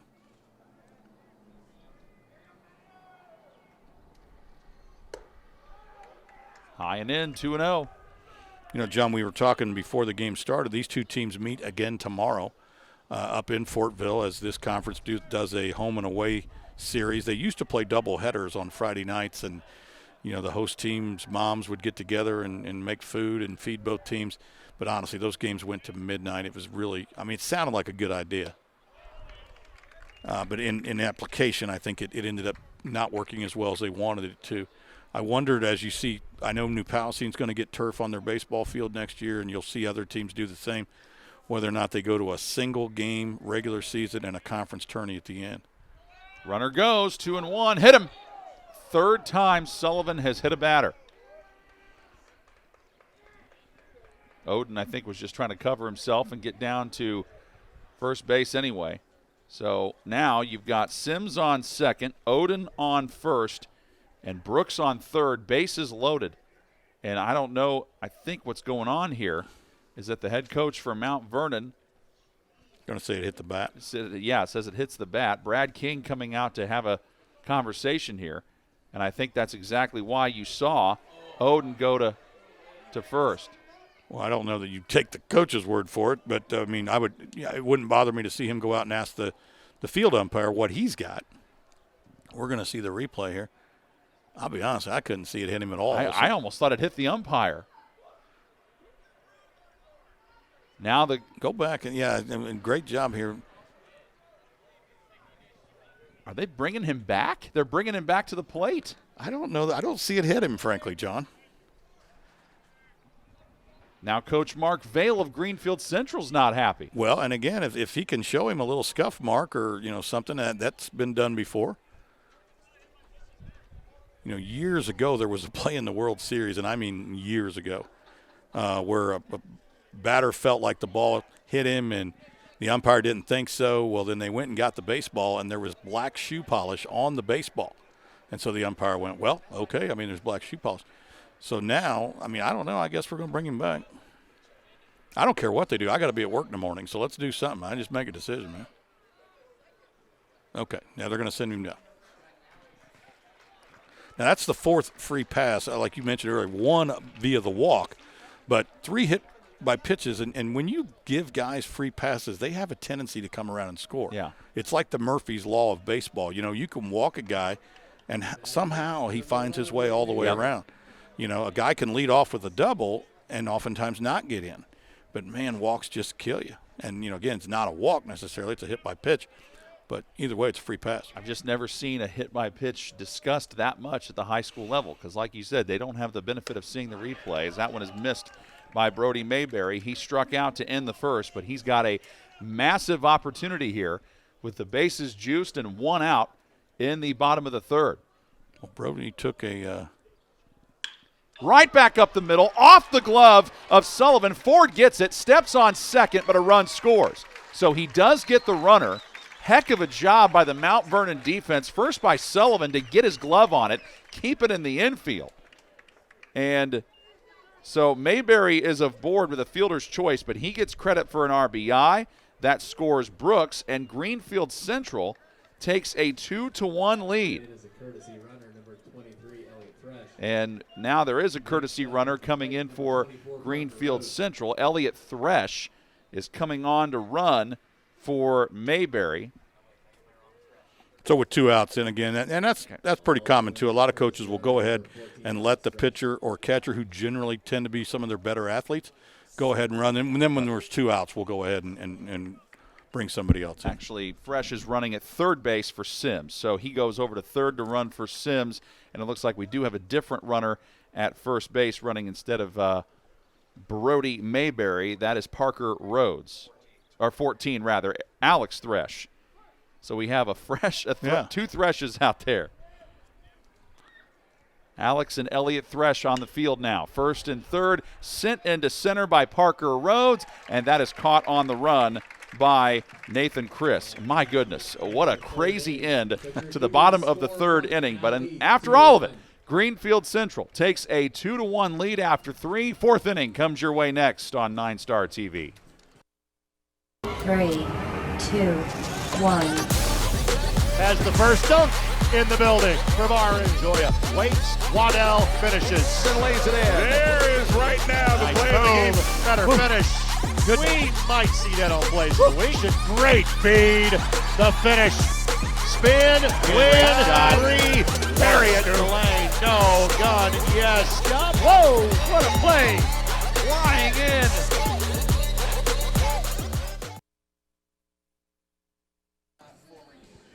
Beautiful sunny evening on a Tuesday for high school baseball in Hancock County. Greenfield Central taking a 2-1 lead on Mount Vernon here on 9 Star TV. Great to have you with us, however may you be watching us, whether you may be getting us on 9 Star on the YouTube channel or on the ISC Sports Network. Wherever you may be, we appreciate you watching. Along with Jim Leisure, I am John Herrick in this big Hancock County rivalry matchup between Mount Vernon and Greenfield Central. Mount Vernon came in tonight undefeated in conference play, 10-0, a record of 15-2. They've won 9 games in a row. Greenfield Central has won 4 games in a row, the latest of which was a win over Westfield last night. These teams are playing twice against each other this week, once tonight and once tomorrow. Mount Vernon has the bottom part of their order coming up, 6, 7, and 8. Joseph Wilson, Nathan Chris, and Cam Sullivan. And Wilson struck out in the second. Very bizarre first inning we've had, and a bizarre third inning as well. You know, John, neither one of these pitchers is really approaching the maximum limit of pitch count, but both of them are kind of getting to the point where eventually you're probably going to see some activity in the bullpen. But the curveball for Connor Sims has really been on point tonight. He has 5 strikeouts. 2 of them have come against Russell Weaver, who he got to end the third. He's also struck out Wilson, and he's close to striking out Wilson again, as Wilson's now behind 0-2. And Wilson came into tonight batting .500. So if you can get him out twice via strikeout, you got to feel fantastic about that. And now Brad King, the Mount Vernon coach, says something to the first base umpire. I don't know what world they'd be talking about. I don't know either, but I mean, he swung so hard he almost fell down. I don't know what you would think that was, a check swing or something. also could be a situation where he's upset about a call that happened earlier in the game, and maybe he's still venting. You never know. Well, I was going to say he needs to quit venting because, frankly, that was whatever. I mean, if I'm an umpire, I'm like, look, that's over, son. We're not talking about that. Where does that end? We could go all the way back to Adam and Eve. You want to talk about that? 3 quick pitches and a strikeout for Wilson. Good morning, good afternoon, good night. Nathan Chris comes up. So Chris is one of the Mount Vernon hitters who's gotten a hit tonight. He singled, then stole a base in the second, but was stranded on third. Nice job there. Again, that breaking ball just has been devastating so far. We'll see if good hitters will eventually adjust, but you know what? Good pitchers can continue to throw it if they, throw it smartly. Too far inside from Sims. You got to mix it up a little bit. You want to mix up location. You certainly want to mix up the timing of it, what count. Catcher has to know the hitter and say, you know what, we got him last time on this pitch. So he might be expecting that pitch. Greenfield Central scoring 8 runs a game offensively, giving up 4. Mount Vernon scoring 9 runs a game offensively and allowing 3. So far, it's been a pretty good pitcher's battle here tonight with a little bit of hitting in between. Mount Vernon fans can't believe that call. Again, it was close enough. I mean, the pitch is right into the catcher's glove. He didn't really, he moved it a little bit, but not the wild movement that we've seen on some of the others. The 1-2 got him swinging. So Connor Sims is in quite a groove now. Back-to-back strikeouts for him to start off the 4th. And Cam Sullivan now tries to keep the inning alive. He grounded out in the second, making him 0 for 1 on the evening. Came in hitting .391. 9 hits on the year, does have a triple and a home run, and there's that breaking ball again. So far, it just seems like, Jim, Mount Vernon's had a hard time figuring out that pitch. Well, and, in that time, Sullivan kind of looked at the coach like he didn't like the call or whatever, but it's like, well, I mean, it was close enough, and how can you be surprised that he came with the pitch? He's thrown about 60 of them. That one goes way outside, but nobody's on base, so no harm, no foul there. and not just thrown 60 of them, but has thrown them well. He's hitting these locations. He's mixing it up. 1-1 offering. That bounced its way to home plate and hits Sullivan. That's still a live ball, so just because it bounced, it's still a pitched ball that hits a batter. So, well, Sullivan has hit his fair share of batters in this game. He's hit 3 of them, and now he gets hit by a pitch, and a courtesy runner comes on for Mount Vernon. That is Josh James. So James comes on to run in spot of Sullivan.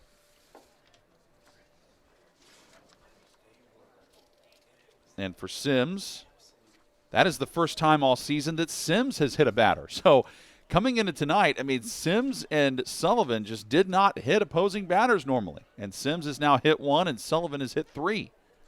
I was going to say they've been hitting tonight.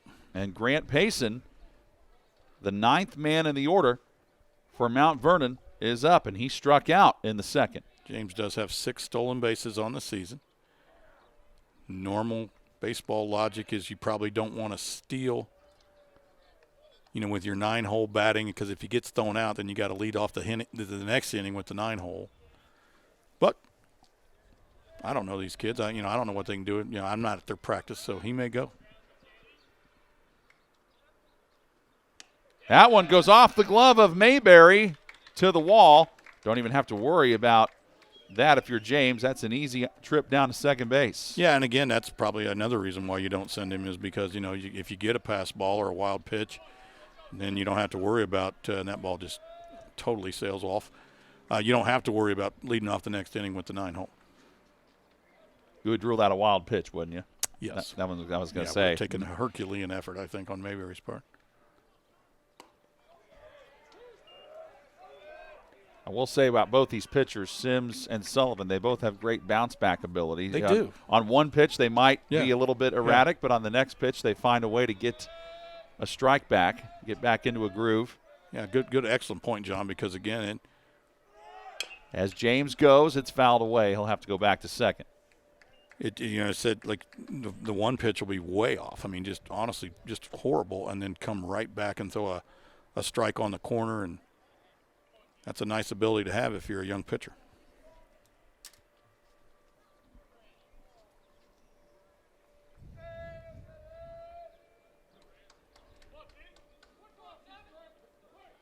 Tying run on second. Go-ahead run potentially at the plate for Mount Vernon. Can they take advantage? They have more hits in this game than Greenfield Central, but they trail where it matters most on the scoreboard. Strike 3 looking, and Payson cannot believe it.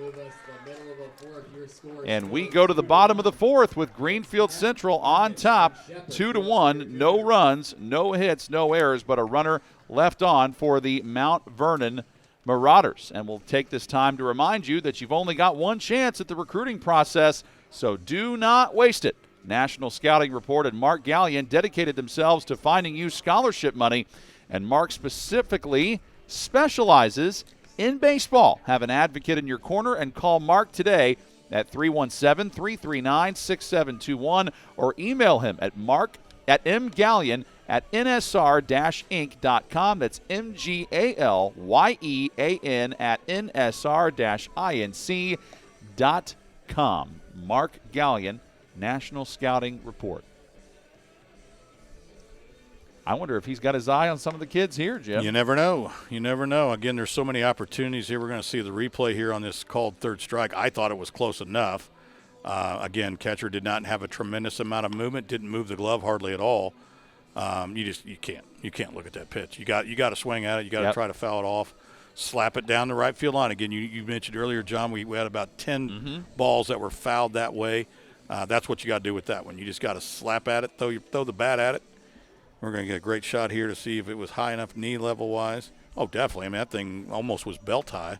Nah, that's a strike, son. You got to swing at that. Again, you hear coaches all the time talk about it. If it's 2 strikes or close enough, don't leave it to chance. Protect the plate. It is the 8-9-1 portion of the Greenfield Central order coming up here in the bottom of the 4th as they try to add to their 1-run lead. Kurt Connect checks in. He struck out in the second. but he is hitting .439 on the year, and he is more than capable. And Cam Sullivan misses away for ball one. Sullivan has not lost this season. He's got a 4-0 record, but Greenfield Central's given him all he can handle here tonight. Connect has 18 hits, 14 driven in. He does have one of Greenfield Central's 10 home runs. You know, John, you're exactly right. He's batting .439 with 54 plate appearances. So, wow. You know, what a luxury, I guess, to have an 8-hole that's batting almost .500. Cut on and missed. He's behind now 1-2.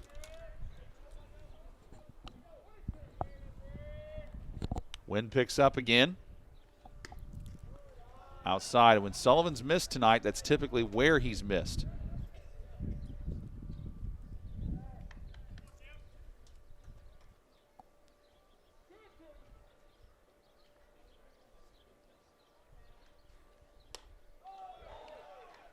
And Connect staying patient, not forcing anything, paying off for him so far as he's now worked his way ahead in the count, 3-2.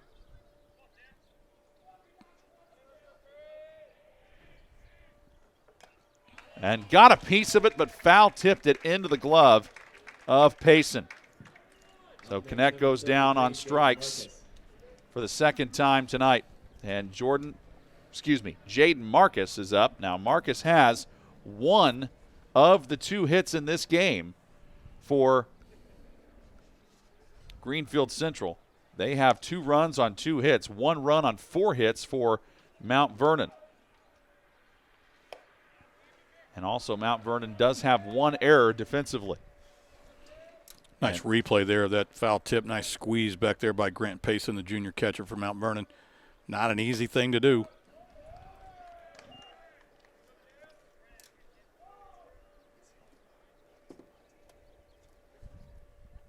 Sullivan trying to shake off the start to this at bat, the 2-0. He comes with a breaking ball and misses high, 3-0. Yeah, that's actually the second time that he's come with a curveball in this sequence, and both of them have been left up. So, again, adjust, stride more. Taking all the way that time, and it was a strike. So no bullpen activity yet. Again, something we'll continue to monitor because both pitchers' pitch counts getting high. Put in play, off the glove of Sullivan, but keeps it in front of him. Play it first, got him, but good hustle by Marcus there to at least make it interesting. 2 down, we go back to the top of the order. So this is the 3rd trip through the order now for the Greenfield Central offense, and Grant Shepard is up to bat. Yeah, you're going to see a nice job here. And earlier we had a nice where the pitcher covered on one. Pitcher's fielding drills. Again, those kids hate him. A really nice job. Just underhand this thing. Follow the ball. If you underhand it, follow it. Don't just flip it underhanded and go backwards. Follow the ball to first base. A lot of times it'll stay lower and flatter that way. And it's much easier to do that than it is kind of throwing overhanded toward as you're running toward the bag. So Shepard is 0 for 1 tonight. Run scored. Got hit by a pitch to start off the game. And that one broke high but went off the glove of Payson. Nobody on base, though, so doesn't matter. For Mount Vernon in the 5th inning, when they come back up, it'll be the top of their order due up, 1, 2, and 3. And cut on and missed for Shepard. So a nice big healthy cut at that. I have no problem with it. You know, the dimensions here are a little bit short. That's why the outfield fences are so tall. So take a rip at it, but now you got a 2-strike hit. Oh, that is high and in, and it hit something. It either hit Shepard's He's holding bat. his hand, Yes. so luckily. And the Greenfield Central trainer comes rushing out there to make sure he's okay. Yeah, you never know. I mean, in those situations, whether that gets, you know, a little bit of the shoulder, and sometimes it'll hit you in the shoulder and kind of ricochet and hit you in the face. He does not use one of those. Oh, well, that does hit him in the face, doesn't it? Yeah, it hit him in the helmet. I mean, Yeah. even though you've got the helmet, that still hurts. Oh, no doubt about it. I mean, the helmet's doing its job, clearly. But, I mean, he's still holding his hand, so I guess it hit him in the hand. Yeah, it could have. See, this will be a better shot. Yes. Actually, he actually almost caught the baseball with his hand. He took his hand off the bat. I don't blame him to protect his face. So yeah. it's still a hit by pitch. Actually, a pretty veteran move there. I think that pitch was coming for his chin, and he just reached up and almost as if he was going to bare hand, catch it. Doesn't matter what you do in that situation, something's going to hurt. Yeah, no doubt about it. You're either going to get hit in the helmet or get hit in the hand, and now you got a question about what to do. Do you bring on a pinch runner for Shepard, or do you leave him out there? He's been hit by a pitch twice tonight now. Greenfield Central's bringing Elliott Thresh up off. Now, I don't think you – Well, you can do it. You can do it, but it'd be as a pinch runner. It would be as a substitution, and then you'll just re-enter him, assuming that he's okay to play left field, which, I would think that he is. Now, honestly, this is just me, but, he hits in the hand, man. I don't know how it's going to affect your ability to run. Yeah, but he's I understand. I can understand why the Greenfield Central coaching staff is doing it, because he looks shaken up. So they bring in Zach Austin off the bench to run for him at first. There's 2 away. Lineup card adjusted there for the umpire as he puts it back in his pocket. And Landon Brooks comes up. He is 1 for 2 tonight. He has scored one of the Greenfield Central's Cougars runs, but he doubled to lead off the third. And again, I think that just the story here right now for Mount Vernon has been just the control issues for Cam Sullivan. Just 4 hit by pitches. He came in tonight with only 3 of them all season. And he misses down and away here. Yeah, I'm sure, obviously, that he would tell you that he just has not been sharp. And, it's funny, sometimes pitchers just can't feel the baseball for whatever reason. It's certainly not cold. That's normally the biggest reason when it's a really cold day. But he just can't seem to find the grip. Throw back to first, and sliding back in is Austin. Again, with 2 outs, anything hit to the outfield, Austin on first base just needs to be flying. Take a big turn at second base, look at your coach, pick him up soon. Be shocked to see if Austin runs here for 2 reasons. 1, like you said, 2 outs. 2, he's a backup who doesn't normally play, and he has not stolen a base all season. So it'd be – yeah, I'm not talking about running like stealing the base. Right. I'm talking moving on contact. Yeah, no, I think he's definitely on contact. Cut on and missed by Brooks. But he has to have a plan and say, listen, anything hit to the outfield, I'm gonna end up on third, unless maybe to left field, and I have the play in front of me here. This pitch is up and out of the zone. He kind of helped him a little bit. 1-2 pitch. And Sullivan comes back to strike him out. So Sullivan has struck out Connect twice and now Brooks twice. The 4th inning is over. No runs, no hits, no errors, but a runner left on for Greenfield Central as we head to the 5th. They lead Mount Vernon 2-1 on 9 Star TV. The innocence of youth. Is there anything any better? But soon they'll be in high school and facing all the same challenges you faced. How to make friends. How to fit in, how to be cool. We want our children to have everything they'll need to live fulfilling and productive lives. Make sure the kids in your family are among the more than 160,000 participants here in Indiana who take part in high school sports. 2-1 lead for Greenfield Central. And they've done it in a very odd way, only 2 hits tonight while Mount Vernon has 4. But they've taken advantage of 4 hit by pitches. And both teams, though, I think, Jim, when they come back and they look at this game or they watch the film, they're going to take a look at that and go, man, we missed some opportunities. Mount Vernon has left 5 men on base, and Greenfield Central has left 7 runners on base. Yeah, you always do that as a coach. You go back and you break the game down inning by inning, and oftentimes at the high school level, it's really one bad inning that can cost you a ball game. You say, hey, if we could eliminate that 4th inning where we walked 2 guys and gave up a couple, just bloop hits, and, they ended up scoring 3 runs. If we can eliminate that inning, we win. Obviously, you can't do that. But, as a coach, that's what you got to do. You got to strive to the point where you're saying, all right, Bob Knight used to say all the time, if you want to win, you have to identify all the reasons why you lose and then eliminate them. If you lose because you can't field the baseball, well, then eliminate that. We lose because we can't hit the baseball. Well, you got to fix that. So identify all the reasons why you lose, eliminate them, and now you got a chance to win. That's Grant Shepard. Remember, he got hit by the pitch in the last inning. His hand was bothering him, but he is back out there in left field. So And that one, Gavin Johnston gets a hold of, but grounds to Parker Rhodes. At first, close play. They say he's out. We have had a lot of close plays at first base in this game. And in a 2-1 ball game, that can come back to be huge. Yeah, again, the grass is up here a little bit. And again, I think he was out. As you can see, his foot was up in the air. You got to kind of charge that thing a little bit more. I mean, second baseman just kind of set back on it. Rhodes, and just kind of let the ball come to him and just kind of took his time. Nice little throw there. May want to have a little bit more of a sense of urgency. That's too close. Nick Heitman is up. He has a double. He has scored tonight, 1 for 2. He has scored, in fact, the only run of the game. Strike one from Connor Sims, who's had that curveball working well. He has 8 strikeouts on the night, 1 walk. Heitman chasing and missing. 0-2. Now that's a situation where a hitter just honestly gets a little frustrated. He decided he was going to swing at that pitch. It's like if he lets go of it, I'm going to swing. That pitch was low and out of the zone. Definitely a pitch that Sims was wasting there to try to see if Heitman could get him. Yeah, the old, get themselves out. And Heitman cut on and missed. He thought about going to first. Didn't matter. Mayberry tags him out anyway. Strikeout number 9. Really frustrating at bat there that time by Nick Heitman. And, again, credit Connor Sims because Sims is the one.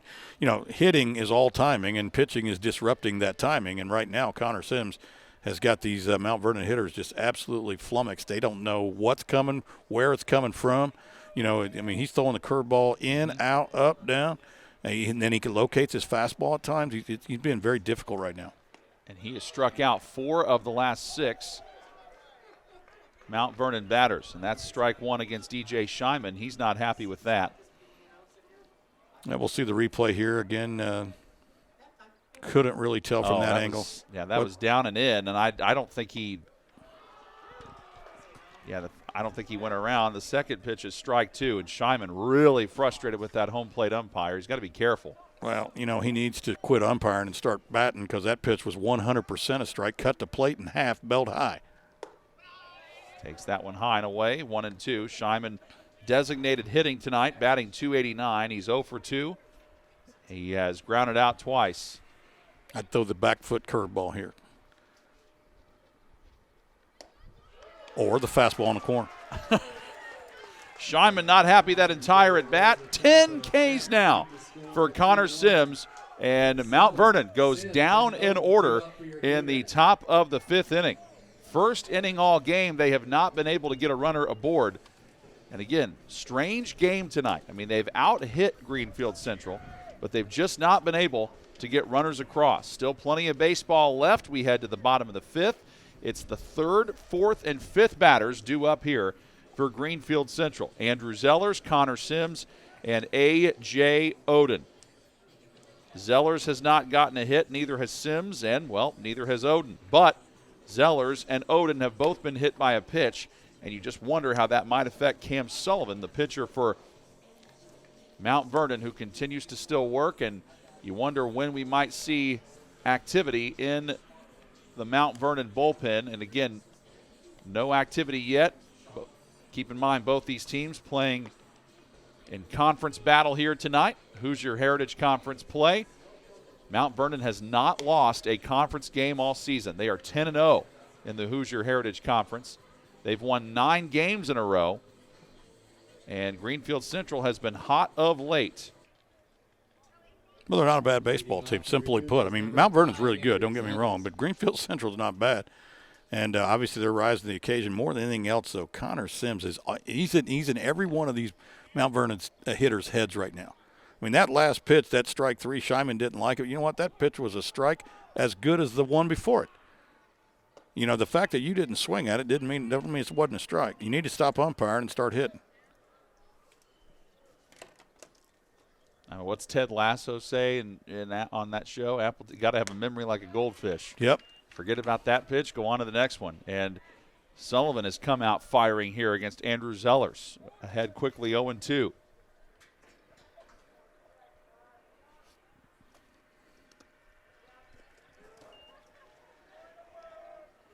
Obviously, again, the get yourself out pitch there. Of course, at this point, Zeller's thought, maybe I should have swung at that, and I'd be down at first base because it would have been a third strike and drop third. Brings it under control and got him looking. So Zellers can't believe it. And Sullivan now is racking up the strikeouts. Watch the catcher's glove here, John. I mean, again, he moves it a little bit, but he didn't move it much. And that's why you're getting that pitch. He's setting up. His glove is on the black, the black part of the plate. Right. And, and then when you don't move it, it's a strike. It's a pretty simple pitch. Check swing. Doesn't matter. Strike one to Connor Sims. So 7 strikeouts now for Cam Sullivan, 1 walk, 4 hit batsmen. 0-1 is high, 1-1. Sims got on by way of an error from the second baseman Hayden Ford in the first, and then he walked in the third, but was stranded on third there. Grounds that one through Russell Weaver's legs and into the outfield. And that ball just stayed flat on Weaver there. He was expecting a big hop, didn't get it, and the ball just got under his glove there. Third hit of the game for Greenfield Central. I'd scored a hit. The ball was hit hard. I mean, He's got one shot at it there, and really looked at from the replay there that maybe the ball was passing before he ever really even had a chance. So that's kind of one of those situations, too, where sometimes a hit in high school would maybe be an error in Major League Baseball, but, Yeah, because you'd expect a Major Leaguer to make that play. That's a tough play for a high school kid, so you go ahead and score a hit. Pitch goes outside to Oden. 1-0. He got on with a fielder's choice. He drove in the first run of the game for Greenfield Central for what seems like a lifetime ago. The other run was driven in by Mayberry, the catcher. He pops this one a mile high in the air. Goes well out of play, foul, evening the count up at a ball and a strike.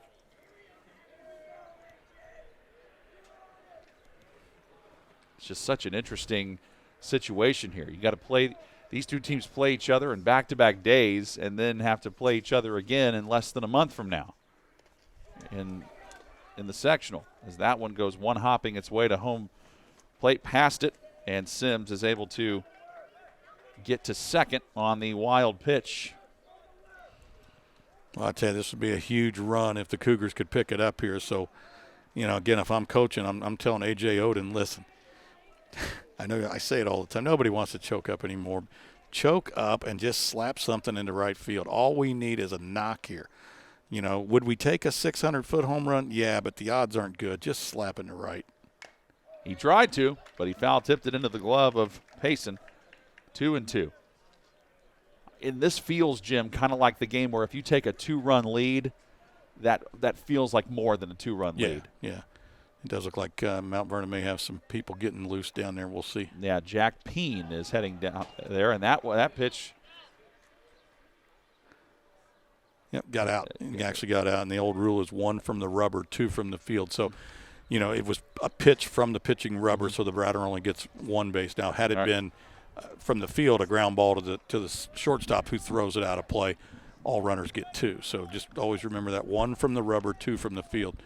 So that's the correct call there. That's a really cool saying, too. It's got a nice rhythm to it. Now the count is full to Oden. In both at-bats, Oden has really made Sullivan work for it. He got hit by a pitch in the third, got stranded on second. The payoff. Ball 4. Mount Vernon fans furious. Greenfield Central fans way okay with it. And now, Brody Mayberry, senior catcher, comes up. So those very close on the replay. But again, the catcher, Jack, he really jerks his hand up. Yep. I just don't think you're going to get that call. The ball was low, and then you tried to put it in the – and, in fact, there's some umpires that will say, son, if you do that again, I'm going to beat you in the head with this mask. Stop making me look bad.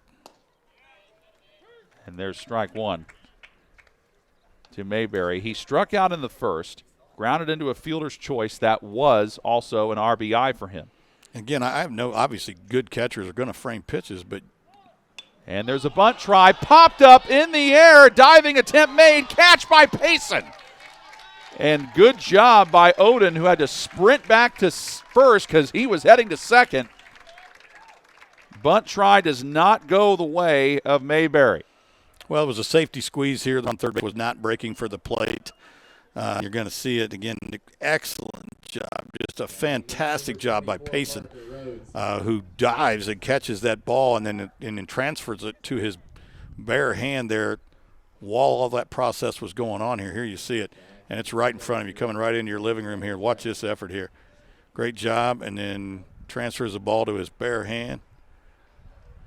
And we just had a courtesy runner enter the game, Elliott Thresh. There you see him on your screen. He just came in for Connor Sims. And a big rip and a miss by Parker Rhodes. He's 0 for 2 tonight. He struck out in the second, flew out in the third, and that was a big out because when he flew out in the third, he did it with the bases loaded, trying to avoid doing that here with runners on base again. Strike two.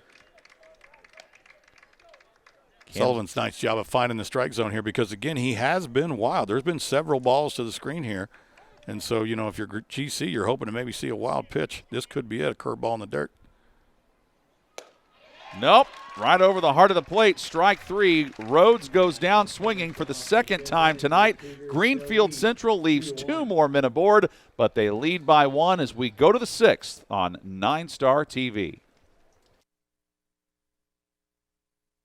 When moving into a new home, we ask ourselves questions like, who is the best internet provider in town? Well, have you considered locally owned 9-Star Connect? We've become the fastest, most reliable, and dedicated fiber-to-the-home internet company in central Indiana. Our internet packages have been modified, and we are changing speeds at a more competitive price. So give us a look.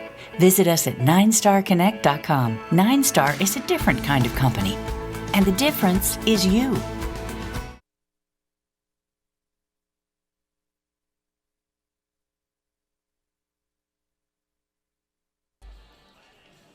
All right, so we just got notified by the umpire that he just said 27 is re-entering, so referencing Grant Shepard because Shepard got hit by a pitch earlier in the game, so he is back out in left field.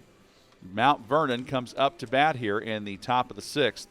So Greenfield Central 6 outs away from potentially pulling off the upset over a Mount Vernon team that has not lost a conference game this season. And let's see how they handle this situation here. They went down quickly in order in the top of the 5th, so it's batters 4, 5, and 6. Connor Scheit, Russell Weaver, and Joseph Wilson. Now, Scheit has reached base safely both times in this game. He doubled in the first. He also got a walk in the third and stole a base, too. And that was an intentional walk here. He is a dangerous hitter. Now, again, bet you $1 he starts with a curveball, right? There it is, right? You can say bet me $1, but I wasn't taking that bet. No, I understand it. But if you're Connor Scheit, you got to be sitting on that. Kid's throwing about 70 of them. I mean, and that was a good breaking ball, don't get me wrong, but when you know it's coming, you can time it up and drive it a long way. 2 straight curveballs by Sims to begin the 6th. Sims has really found his groove lately, so Mount Vernon has more hits in this game than Greenfield Central, 4-3. But here's the thing. They have not gotten a hit, though, since the 3rd. The 0-2, low and away. Good spot, though. Great spot for that pitch and good call. I like the curveball here. Obviously, he's shown that he really doesn't want to swing at it. That one was outside and probably a little bit low, but I love the spot. The 1-2. He rips that. It chopped over to first. Took a weird hop, but Zellers is able to pick it up and toe tap first base, 1 down. Russell Weaver has struck out twice, and up he comes to bat. And Weaver, again, both times has struck out on a curveball in the dirt. He's taken a big Ruthian swing, and Mayberry has come out both times and improved his angle and thrown him out. So, again, you got to be expecting curveball if you're a hitter here. If you're Weaver, you got to be thinking breaking pitch. He thought it, saw it, and hit it, but fouled it away. But, I mean, again, so he's obviously sending a message a little bit to Sims and Mayberry. the battery here that, hey, listen, I'm on to that, so y'all better come up with something different. Mm-hmm. And maybe they won't, but maybe they will, you know. And that's the little game that is always played between a pitcher and a hitter. Obviously, they came back with the breaking ball, but again, inside that time, different spot. And Weaver might just be thinking kind of along the lines of what you said. I've seen enough breaking balls tonight. I've had enough of it. Yep, and again, they've got him twice on curveballs in the dirt. 3 times. Unreal. And it felt like he at least had a pretty good read on it to stay alive, but then Sims found a way to fool it.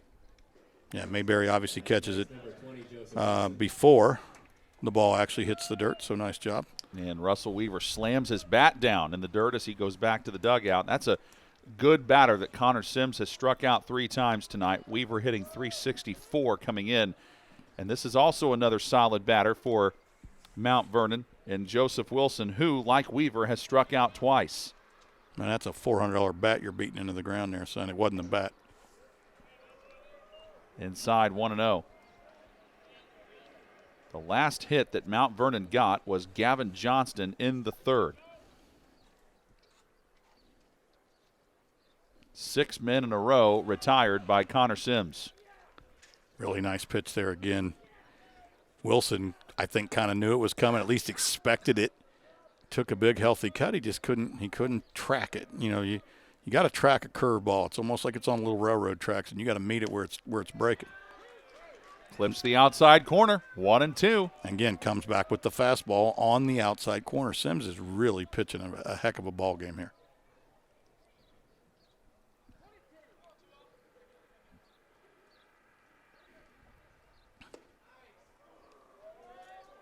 Too far inside. Yep, just missed. Greenfield Central defense was starting to head to the dugout thinking they had strike 3 there.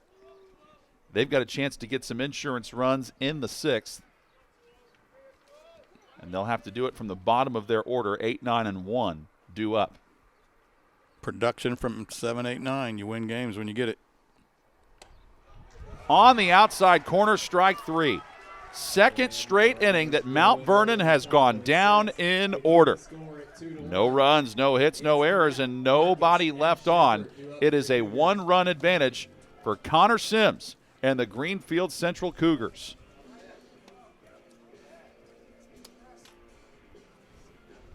strikeouts now for Connor Sims, and the 1 walk he has was an intentional walk. He has hit 1 batter, but he has simply been terrific. The only run he allowed was in the 1st, and what's strange sometimes, Jim, is typically in baseball you sometimes see it be it's difficult. You know, it's more difficult to start off a game getting hits against an opposing pitcher, and you do it better as you get to see him more. But that has not been the case for these Mount Vernon hitters. It's almost like they've struggled more against Sims as the game has gone on. Well, every now and then you see where a pitcher basically just the longer he goes, the stronger he gets, the more confident he gets. So, yeah, I mean, that can cut both ways. You're right. A lot of times, you know, against a really good pitcher, there's not a lot of success early. And then 3rd, 4th time through the lineup, you know, guys will start seeing pitches and have a little more success. But, you know, that pitcher is a human being too. So, I mean, the same logic that goes with getting to him later, sometimes pitchers will get better as they go. Got a new pitcher in the game for Mount Vernon. It is Jack Peen. He has played in 13 games this season, has not added much as a hitter, but as a pitcher, .42 ERA with a 2-0 record, making his 12th appearance. He's allowed 10 hits in 16 2/3 innings pitched, 2 runs, 1 of which was earned, 26 strikeouts to 4 walks. So Peen was warming up in the bullpen, and now he gets the call. So Cam Sullivan goes 5 innings. He gives up 3 hits, 2 runs, and he had 2 walks, but 8 strikeouts. Yeah, he did not pitch poorly by any stretch. In fact, I mean, he pitched well enough, honestly, to be down 2-1. But he was not sharp. And I think if you asked the kid after the game, you know, did you have command? Did you have control? He would say, no, I was struggling. Every inning out there was a struggle. But hats off to him for getting through it. One of those runs that he allowed is earned. He did have 4 hit by pitches. And Peen's first batter that he faces is Kurt Connect. And Connect has struck out twice. But this is also the first time that he's seen Peen. And it's low and outside, 1-1. And Jack actually opens with a nice curveball of his own. So went with the fastball there on the outside corner, just a little too far outside. Okay, forget that. It's not Peen, it's Piney. So Jack Piney, my mistake. And Piney is ahead in the count now, 1-2. Piney, a junior. Again, all seniors and juniors on this Mount Vernon roster. 10 juniors and 7 seniors. So Piney kind of getting into that rhythm that Sullivan was in, where, he throws a really good pitch and then just throws a, 46-footer. Got jammed, but Connect was able to stay alive.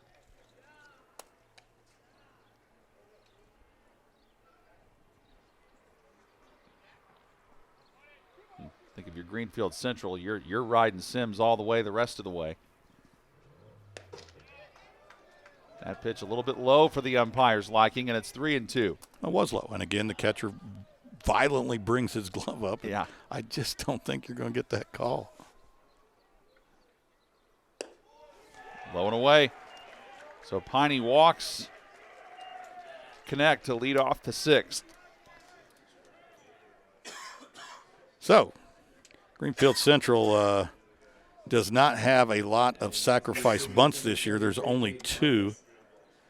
One by Austin and one by Mayberry, but this might be a good time to try to lay down a sacrifice bunt as we get a runner at first base, who I'm going to assume, since you put him out there, he can probably run a little bit.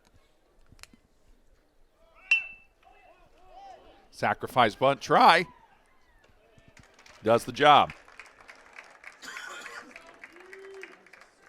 So interestingly enough, Jaden Marcus grounded out 1-3 back in the 4th on what was just an actual swing. This time he legitimately does the sac bunt, so he gets credit for that, moves the runner over. And there's one away, but Greenfield Central does have a runner in scoring position now with 1 out. Back to the top of the order we go with Grant Shepard, who has been hit by a pitch twice. Again, first time he has seen Jack Piney, though. And that runner was actually going on the pitch, so, had the batter popped that thing up, that could have easily been a double play. But, I don't know, sometimes if the signals got crossed, maybe the runner on first base thought it was the steal sign and it was actually the bunt sign, but it worked. Chopped over towards short. Johnston charging, throws to third, and he's got Connect in a rundown, and Connect is tagged out. Smart play by Johnston. Yeah, one of those deals where, the rule is normally that if the ball's hit behind you, go ahead and go. But unfortunately, the runner kind of hesitated. And you see him here when the ball's hit right there. He just kind of stops and hops. Now the ball does go behind him, but he doesn't have the normal distance that he would normally have. So really nice play there by Gavin Johnston to get the lead runner. Landon Brooks, 1 for 3 with a run scored. Takes ball 1. He has struck out twice, though. He scored the second run of the game in the 3rd. That was the inning where he started off with a double. Zellers grounded out. Then a walk by Sims. And then a ground out by fielder's choice is where Brooks later came around to score, and what was the go-ahead run of the game back in the 3rd. John, I would go ahead and steal Shepard here, because if he gets thrown out, you're going to lead the next inning with the 2-hole, which ain't a bad thing.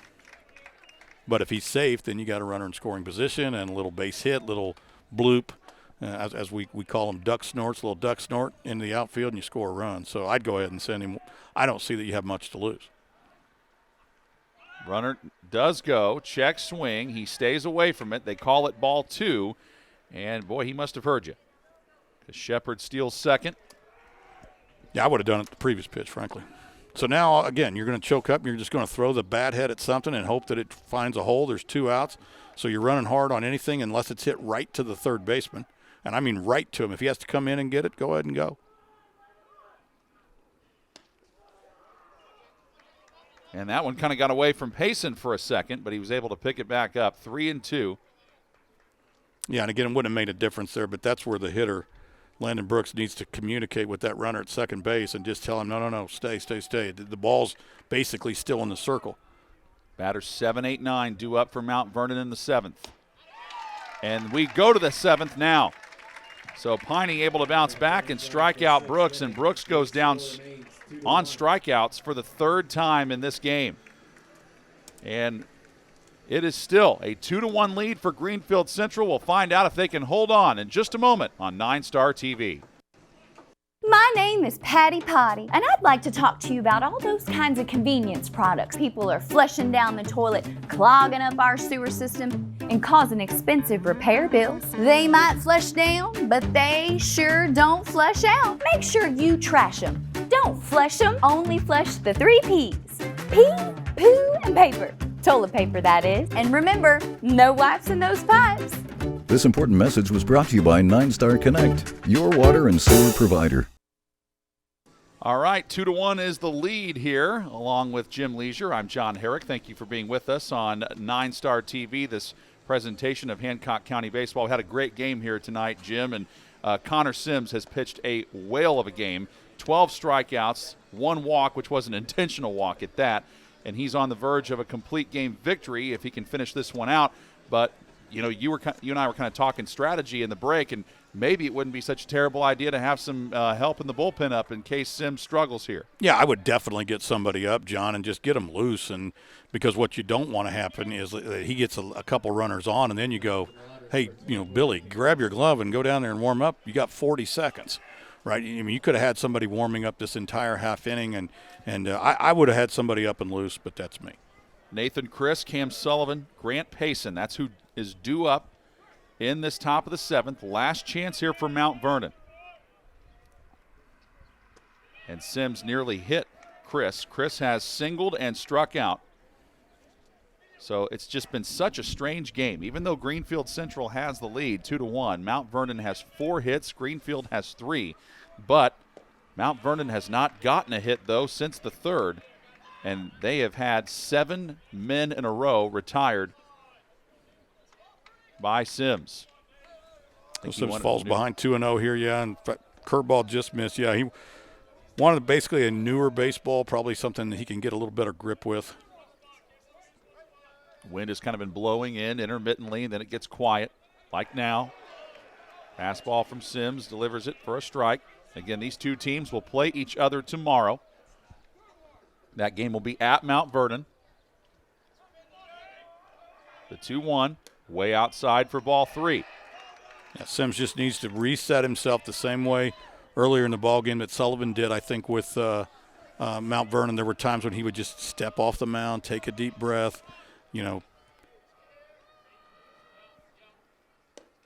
that is the first actual walk, really. I mean, the other one was an intentional walk to Scheit. That one to Chris. And Cam Sullivan was due up, but we've got someone pinch hitting for him. Next, number 17, Josh James. And that is Josh James, Jr.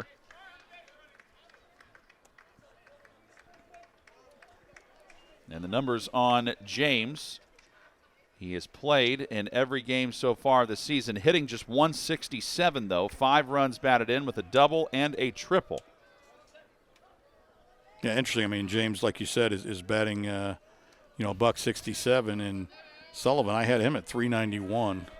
Sullivan had been hit by a pitch and grounded out. Bunt try for James, but he didn't offer. Nope, able to stay away. Asked for help, but the umpire in the field said no. Now, this may be the reason why James is in the ball game, is to lay down this bunt. Like I said earlier. And now Greenfield Central does have a man up in the bullpen. That is Luke Willett, senior pitcher, taking some warm-up pitches right now. Ball 2. So the Mount Vernon defense calling out Bud. And that Mount Vernon dugout has been as loud as it's been all game. Yeah, I was just getting ready to say, I think Coach Vail has to go out here and calm this down a little bit. I mean, you got a guy, honestly, who's trying to give you an out. Mm-hmm. And you're throwing almost past balls. Get him out. I mean, if he wants to give you an out, let him bunt it. I mean, there's a good chance doesn't have a sacrifice bunt all year according to these statistics. There's a good chance he'll pop it up anyway. So we're throw a strike, let him bunt it. who's to say? He may bunt it right back to you. You fire the ball to second base, and you may get 2. But, you keep throwing balls low and away, and he's just going to keep pulling the bat back, and you're going to have a bigger problem. See how Sims responds to this.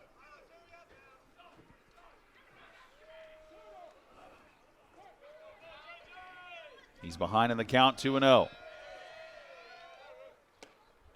Comes right back over the heart of the plate. Now he's trying to make James make a decision. Yeah, I mean, again, that's the pitch you want to throw there. That pitch was not an easy pitch to bunt. It was a good spot. It was on the outside corner. To be honest with you, James didn't really look too terribly interested in bunting. I think he was just trying to draw ball 3.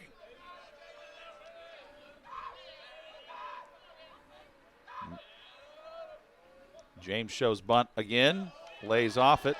Ball 3. Curveball up. I will say this. I mean, I know Greenfield Central fans want that to be a strike, but whenever he's backed off, he's done it. No, that pitch was up. I mean, you teach your hitters to take the barrel of the bat and put it right at the top of the strike zone. Mm-hmm. And if the pitch is above that, pull it back, right? And it's pretty simple. If it's higher than the bat, so pull it back. James again. They call that ball 4. So back-to-back walks. Sims had not issued a walk since the 3rd inning. Now back-to-back ones by him here in the 7th. And Grant Payson comes up. Ball was just down. I mean, from our angle up here in the press box, we're above the home plate umpire. I couldn't really see whether it was up or down. It looked like it was over the corner of the plate, and it was, but it was clearly low. So good call by the umpire. All right. So the tying run is on second. The go-ahead run is now on first. Grant Payson to the plate. He has 0 for 2 tonight. He has struck out twice. He tries to bunt and hits the ball into the glove of Mayberry. A little foul tip, so the ball remains live. Now, if there is a bottom of the 7th here, it will be batters 3, 4, and 5 for Greenfield Central. Which is not a bad place to be. And that's just a whiff on that bunt try by Payson. Yeah, he definitely offered there. And, again, I like, the decision by Coach King here. Now, again, the only question you ask yourself is, has Payson bunted yet this year? I'm showing that he has not. Nope. So the decision to bunt is not a bad one so much as maybe you're asking a kid who hadn't done it all year to do it. Also, too, you don't want to put it in play and get a double play here. So even if you bunt and don't get it, Payson's just decided to swing and sends it high in the air to right. That one's in foul territory. Might be playable. No, it's not. Jaden Marcus was hightailing it over there, but out of room. Probably a good thing, John, because even if he does catch that, the runner on second base clearly is going to tag in advance. The runner on first base could probably, because, that ball was hit all the way to the very deepest corner of the ballpark. And James could probably tag and go to second. Probably a good thing that dropped foul. 0-2. Chopped foul. Nice at bat by Grant Payson here. Going to make him battle. Going to make him work at it. Infield at double play depth in the middle, so they're going to play about, you can see the shortstops really, truly, playing toward the bag. Of course, he's holding on the runner. But you're going to normally play 2 steps in and 2 steps over from your normal position. Ball 1. So 7 straight batters for Mount Vernon were retired in order. And then Chris and Josh James, the pinch hitter for Sullivan, both get walked to put us where we are now in the top of the 7th. And Payson stays alive and gets the cheers of his teammates. So Mount Vernon led 1-0 at the top of 1. Then Greenfield Central tied it up, but then they got the go-ahead run in the 3rd, and now Mount Vernon trying to find a way to come back here and keep their undefeated conference record in play. The 1-2 sails high. It'll be the 8th pitch of the at-bat, John. And this is a young man that has struck out twice, so I'm not saying you have to give in to him here if you're Sims, but you certainly need to throw a strike. That one belted into left center. That gets down. Connect chases it, picks it back up, throws it home. It's cut off We're tied. Throw to third. He's out. There's one out, and then the other runner goes to second. So Payson with the RBI to tie the game up. Chris comes around to score. James is thrown out at third. Yeah, nice job. I mean, again, it's bad enough that you give up. You see the replay here. Great cut. Catchers, I'm sure, yelling cut three, cut three, cut three. And a really nice job there by Greenfield Central. Landon Brooks there at third base getting the tag down. Now, he actually could have maybe had a play at second base on the batter runner, but you'll take the out, and you certainly don't want to throw the ball around too much. Payson with his 9th hit of the year, his 7th run batted in, and his 4th double. And now we go back to the top of the order with Gavin Johnston, and it could be decision time here for the varsity head coach for Greenfield Central, Mark Vale. He heads out to the mound. Now, the rules, I think, are a little bit different here. He's definitely taking the ball, so that's it. Great outing. I'll tell you what, you can say what you want about Connor Simmons, but by golly, he pitched his tail off today. Yep, he did. Win, lose, or draw, I think he's definitely the player of the game for Greenfield Central. So he goes what amounts to be 6 1/3 innings. He gives up 5 hits. He had 12 strikeouts, 3 walks.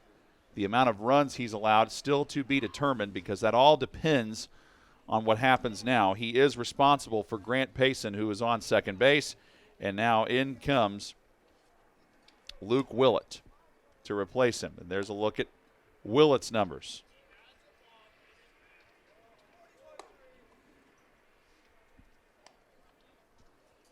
Everything else on the defensive alignment for Greenfield Central stays the same. And again, we talked about it earlier in the broadcast, Jim. Runners on base. One of these teams is going to go back and look at that number and go, what in the world happened? Because there were 10 runners left on base so far for Greenfield Central. Now we know this. We're going to go to the bottom of the 7th no matter what happens here. And for Mount Vernon, they have stranded 4. They have one on here, which is the potential go-ahead run. That is Payson at second. And your leadoff man, Gavin Johnston, who's hitting .311, coming up to the plate, and he is 1 for 3 on the evening. He struck out in the first to start the game, then got a single, was left on third in the third, and then grounded out to second in the 5th. Well, that's exactly where you want to be if you're Mount Vernon here. I mean, you got a runner in scoring position and 1 and 2 with an opportunity to drive him in. Throw back to second by Luke Willett. Not a bad idea. Just make sure everybody's awake. Got to be careful here, though. Again, Johnson is a good hitter who's not really had a breakout yet this game. That one breaks away, 1-0.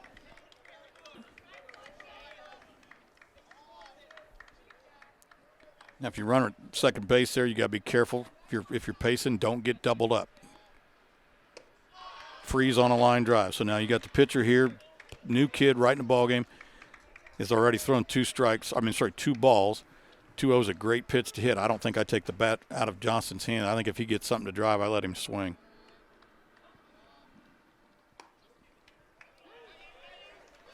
Strike 1, much to Johnston's disagreement. Yeah, the truth of the matter is, though, you don't even want that pitch because Nope. if you swing at that, all you're going to do is ground out to the third baseman. You're looking for something to drive. That might have been it, but he chose not to. That would have been the pitch to hit, I think.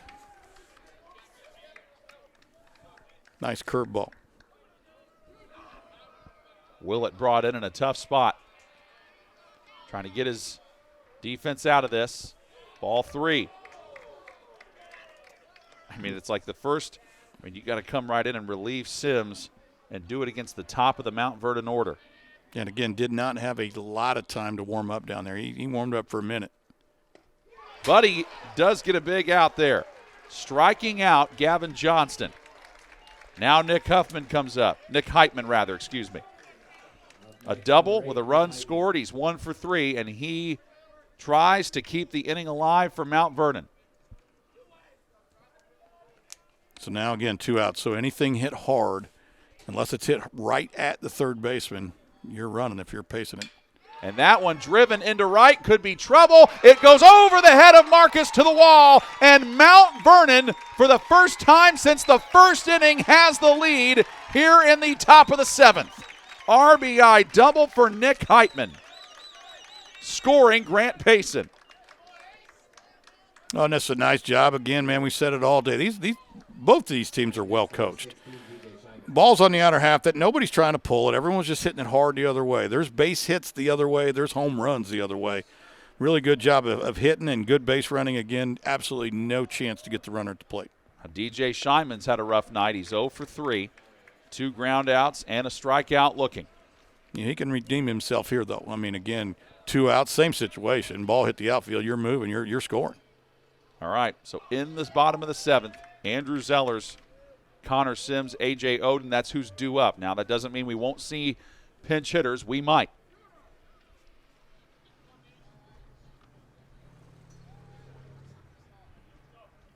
The 2-0. On the corner, strike 1. Got just enough of it.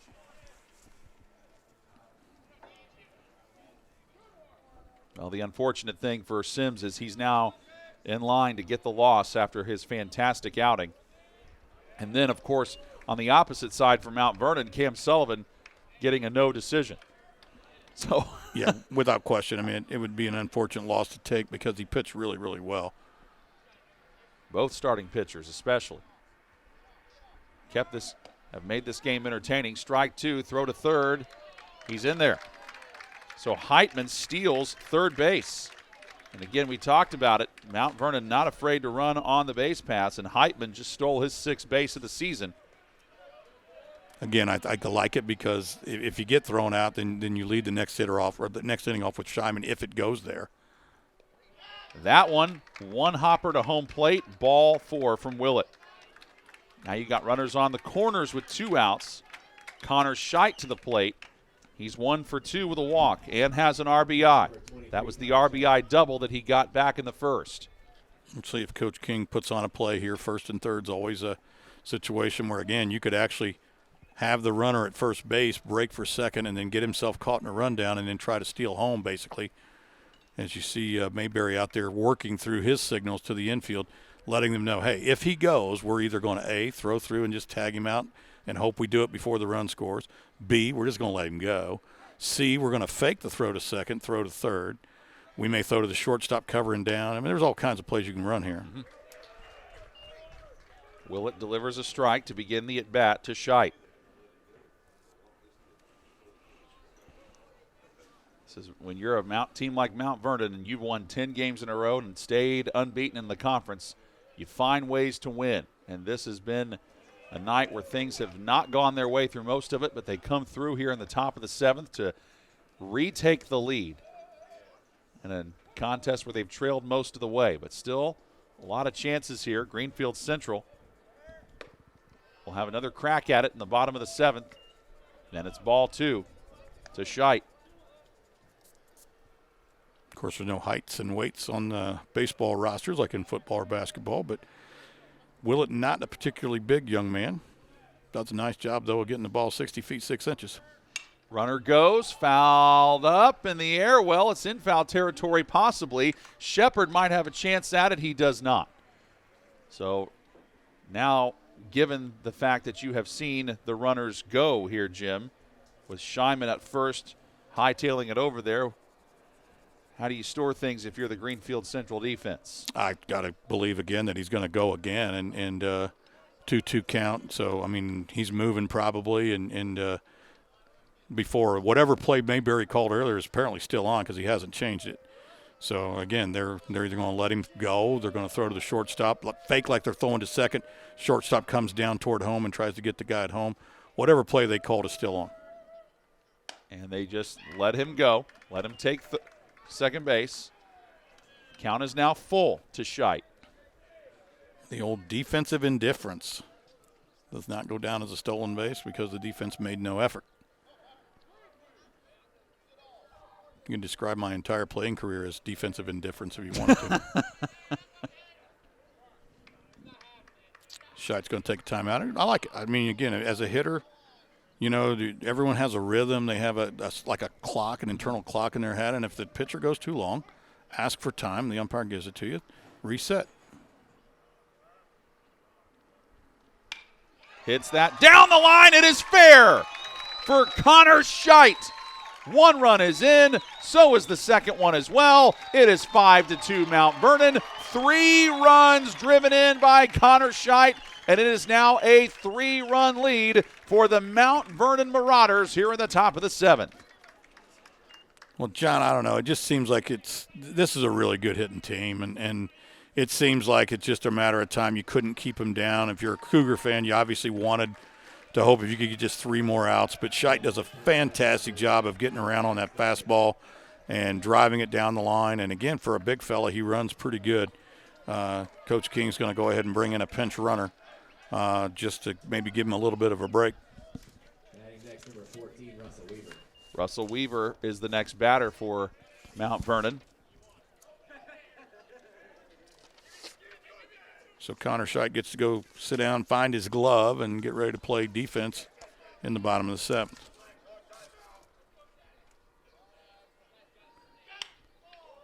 Swung on and popped up by Weaver. Out of play. That is Keenan Augustinovich, who is running at first base for Scheidt.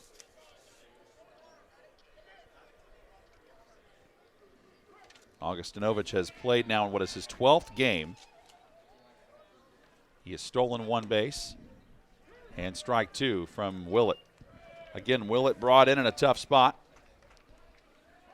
So the numbers on Connor Sims, he gives up 3 runs, all of which were earned. 12 strikeouts, 3 walks, and Willett ends the inning as Weaver goes down on strikes for what is the 4th time tonight. We've had several batters go down 3 times on strikeouts, and Greenfield Central tries to muster up one last effort here in the bottom of the 7th inning. You got Landon Brooks on Greenfield Central, who struck out 3 times. And then on the Mount Vernon side, Weaver's gone down 4 times. Joseph Wilson struck out 3 times. So, I mean, we've seen some good pitching, and now Jack Piney has a chance to be the winning pitcher in this one tonight for Mount Vernon. And he's got to face what amounts to be for Greenfield Central the heart of their order. There's a look at some of the Cougar fans in attendance trying to cheer on their team to victory. Piney's 2-0 on the season, trying to go to 3-0. He faces Andrew Zellers, Connor Sims, and A.J. Oden. Now, Oden has driven in a run tonight. Sims had a hit, and Zellers has gotten on by way of a hit by pitch. At least that is who is due up. Zellers is in the on-deck circle. Now he is approaching the plate, and this has been, I got to be honest, Jim, I've done several games with you this year on 9-Star. This is by far one of the strangest. We've had hit by pitches. We've had runs scored on fielders' choices. We've had the starting pitchers for both teams look at times very much in command, but also in other ways very much out of control. Yep. It's a game that's had just about everything. It really has, John. And again, you talked about it. You got 3, 4, and 5, and I doubt Coach Vail has anybody better. I mean, if he did, they'd be in the lineup. This is where you want to be if you're Greenfield in this situation. I mean, you're down 3, last shot at it, but you do have some pretty good hitters. So, well, Zellers puts a charge into this. Goodbye. Solo home run to lead off the bottom of the 7th for Andrew Zellers. And he just drove out a solo shot, his 2nd home run of the year. Greenfield Central still has some life. Well, you love to see it. You love to see kids compete and not quit. And I'm going to see the replay here. I think it was a hanging breaking ball. No, just a fastball that was just center cut. And he just absolutely knocked the little restroom facility down back there. It just bounces off the brick wall out there. Connor Sims, even though he's no longer pitching, he is still batting, so he comes up. Does have a single on the day and a walk. And keep in mind, he has gotten on safely all 3 times. Now, once was by way of an error. Sims takes a strike from Jack Piney. Well, this is probably where you're going to have to be. You know, you hate to take the bat out of kids' hands, especially in a game like this, but you need base runners, so you're going to probably take till you get a strike. Rips that one foul to fall behind 0-2. So if you're Piney out there, now you can have some real fun, right? You can throw all kinds of nasty breaking balls. There's nobody on base. If it gets away from the catcher, it gets away from the catcher. Greenfield Central's got 2 guys up in the bullpen, and Sims goes down swinging. Second strikeout for Piney on in relief. 1 away. Yeah, unfortunately, I think Connor, and we talked about this before, he's already made up his mind. If he lets go of this ball, I'm swinging at it. And he couldn't hit that with a boat oar. A boat oar? What about a tennis racket? Nope, tennis racket either. A.J. Oden up to bat. And Piney delivers a strike to him. You know, you sometimes you get up there as a hitter and you're just really anxious and you want to attack and get after it, but you got to be patient. That one goes through the legs of Payson, but nobody on base, so don't have to worry about it. Make him get you out. Don't get yourself out. Oden has got on by way of a fielder's choice. He's been hit by a pitch, and he's also walked.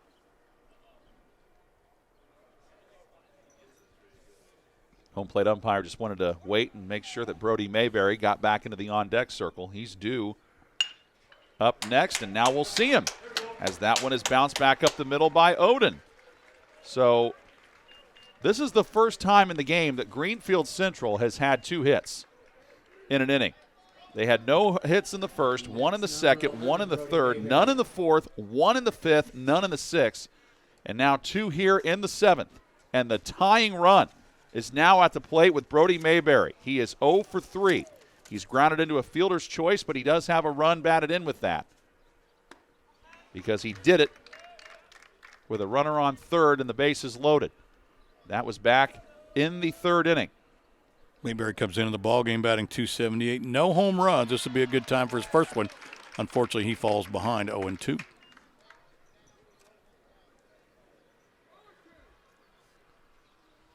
Piney, the junior pitcher, trying to secure the victory. Got him swinging. Big strikeout by Jack Piney. He needs 1 more out to secure the victory. And Parker Rhodes is up. Now, Rhodes has struck out 3 times. Twice. He struck out twice, and he flew out to center in the 3rd. Falls behind 0-1. You know, John, he was the young man that I confused with the second baseman for Mount Vernon as far as being DH'd for. Now, he drove one to center earlier. Let's see if he can drive one over the center field wall here. Cut on and missed, 0-2. Piney, you can tell, very much a rhythm pitcher. Yep, he's in control. He can't wait. Just get in the box. Just get in the box so I can throw. Greenfield Central down to their last strike. And there it is, strike 3 from Jack Piney. And in a contest where the Mount Vernon Marauders were down most of the game, they come back, they get 4 runs in the top of the 7th, and they go on to secure the win over the Greenfield Central Cougars 5-3. These 2 teams in a rivalry matchup put on a very entertaining contest. They play each other tomorrow.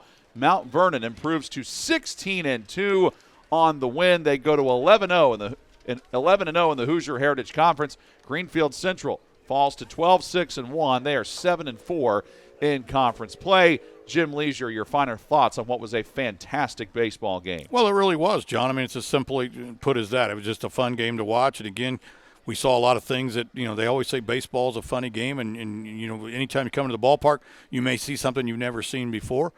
Tonight was different. But congratulations to Coach King and his squad. There's a reason why they're undefeated. There's a reason why they're still undefeated. Tomorrow's a different day. It could be a different game tomorrow. That one is at Mount Vernon.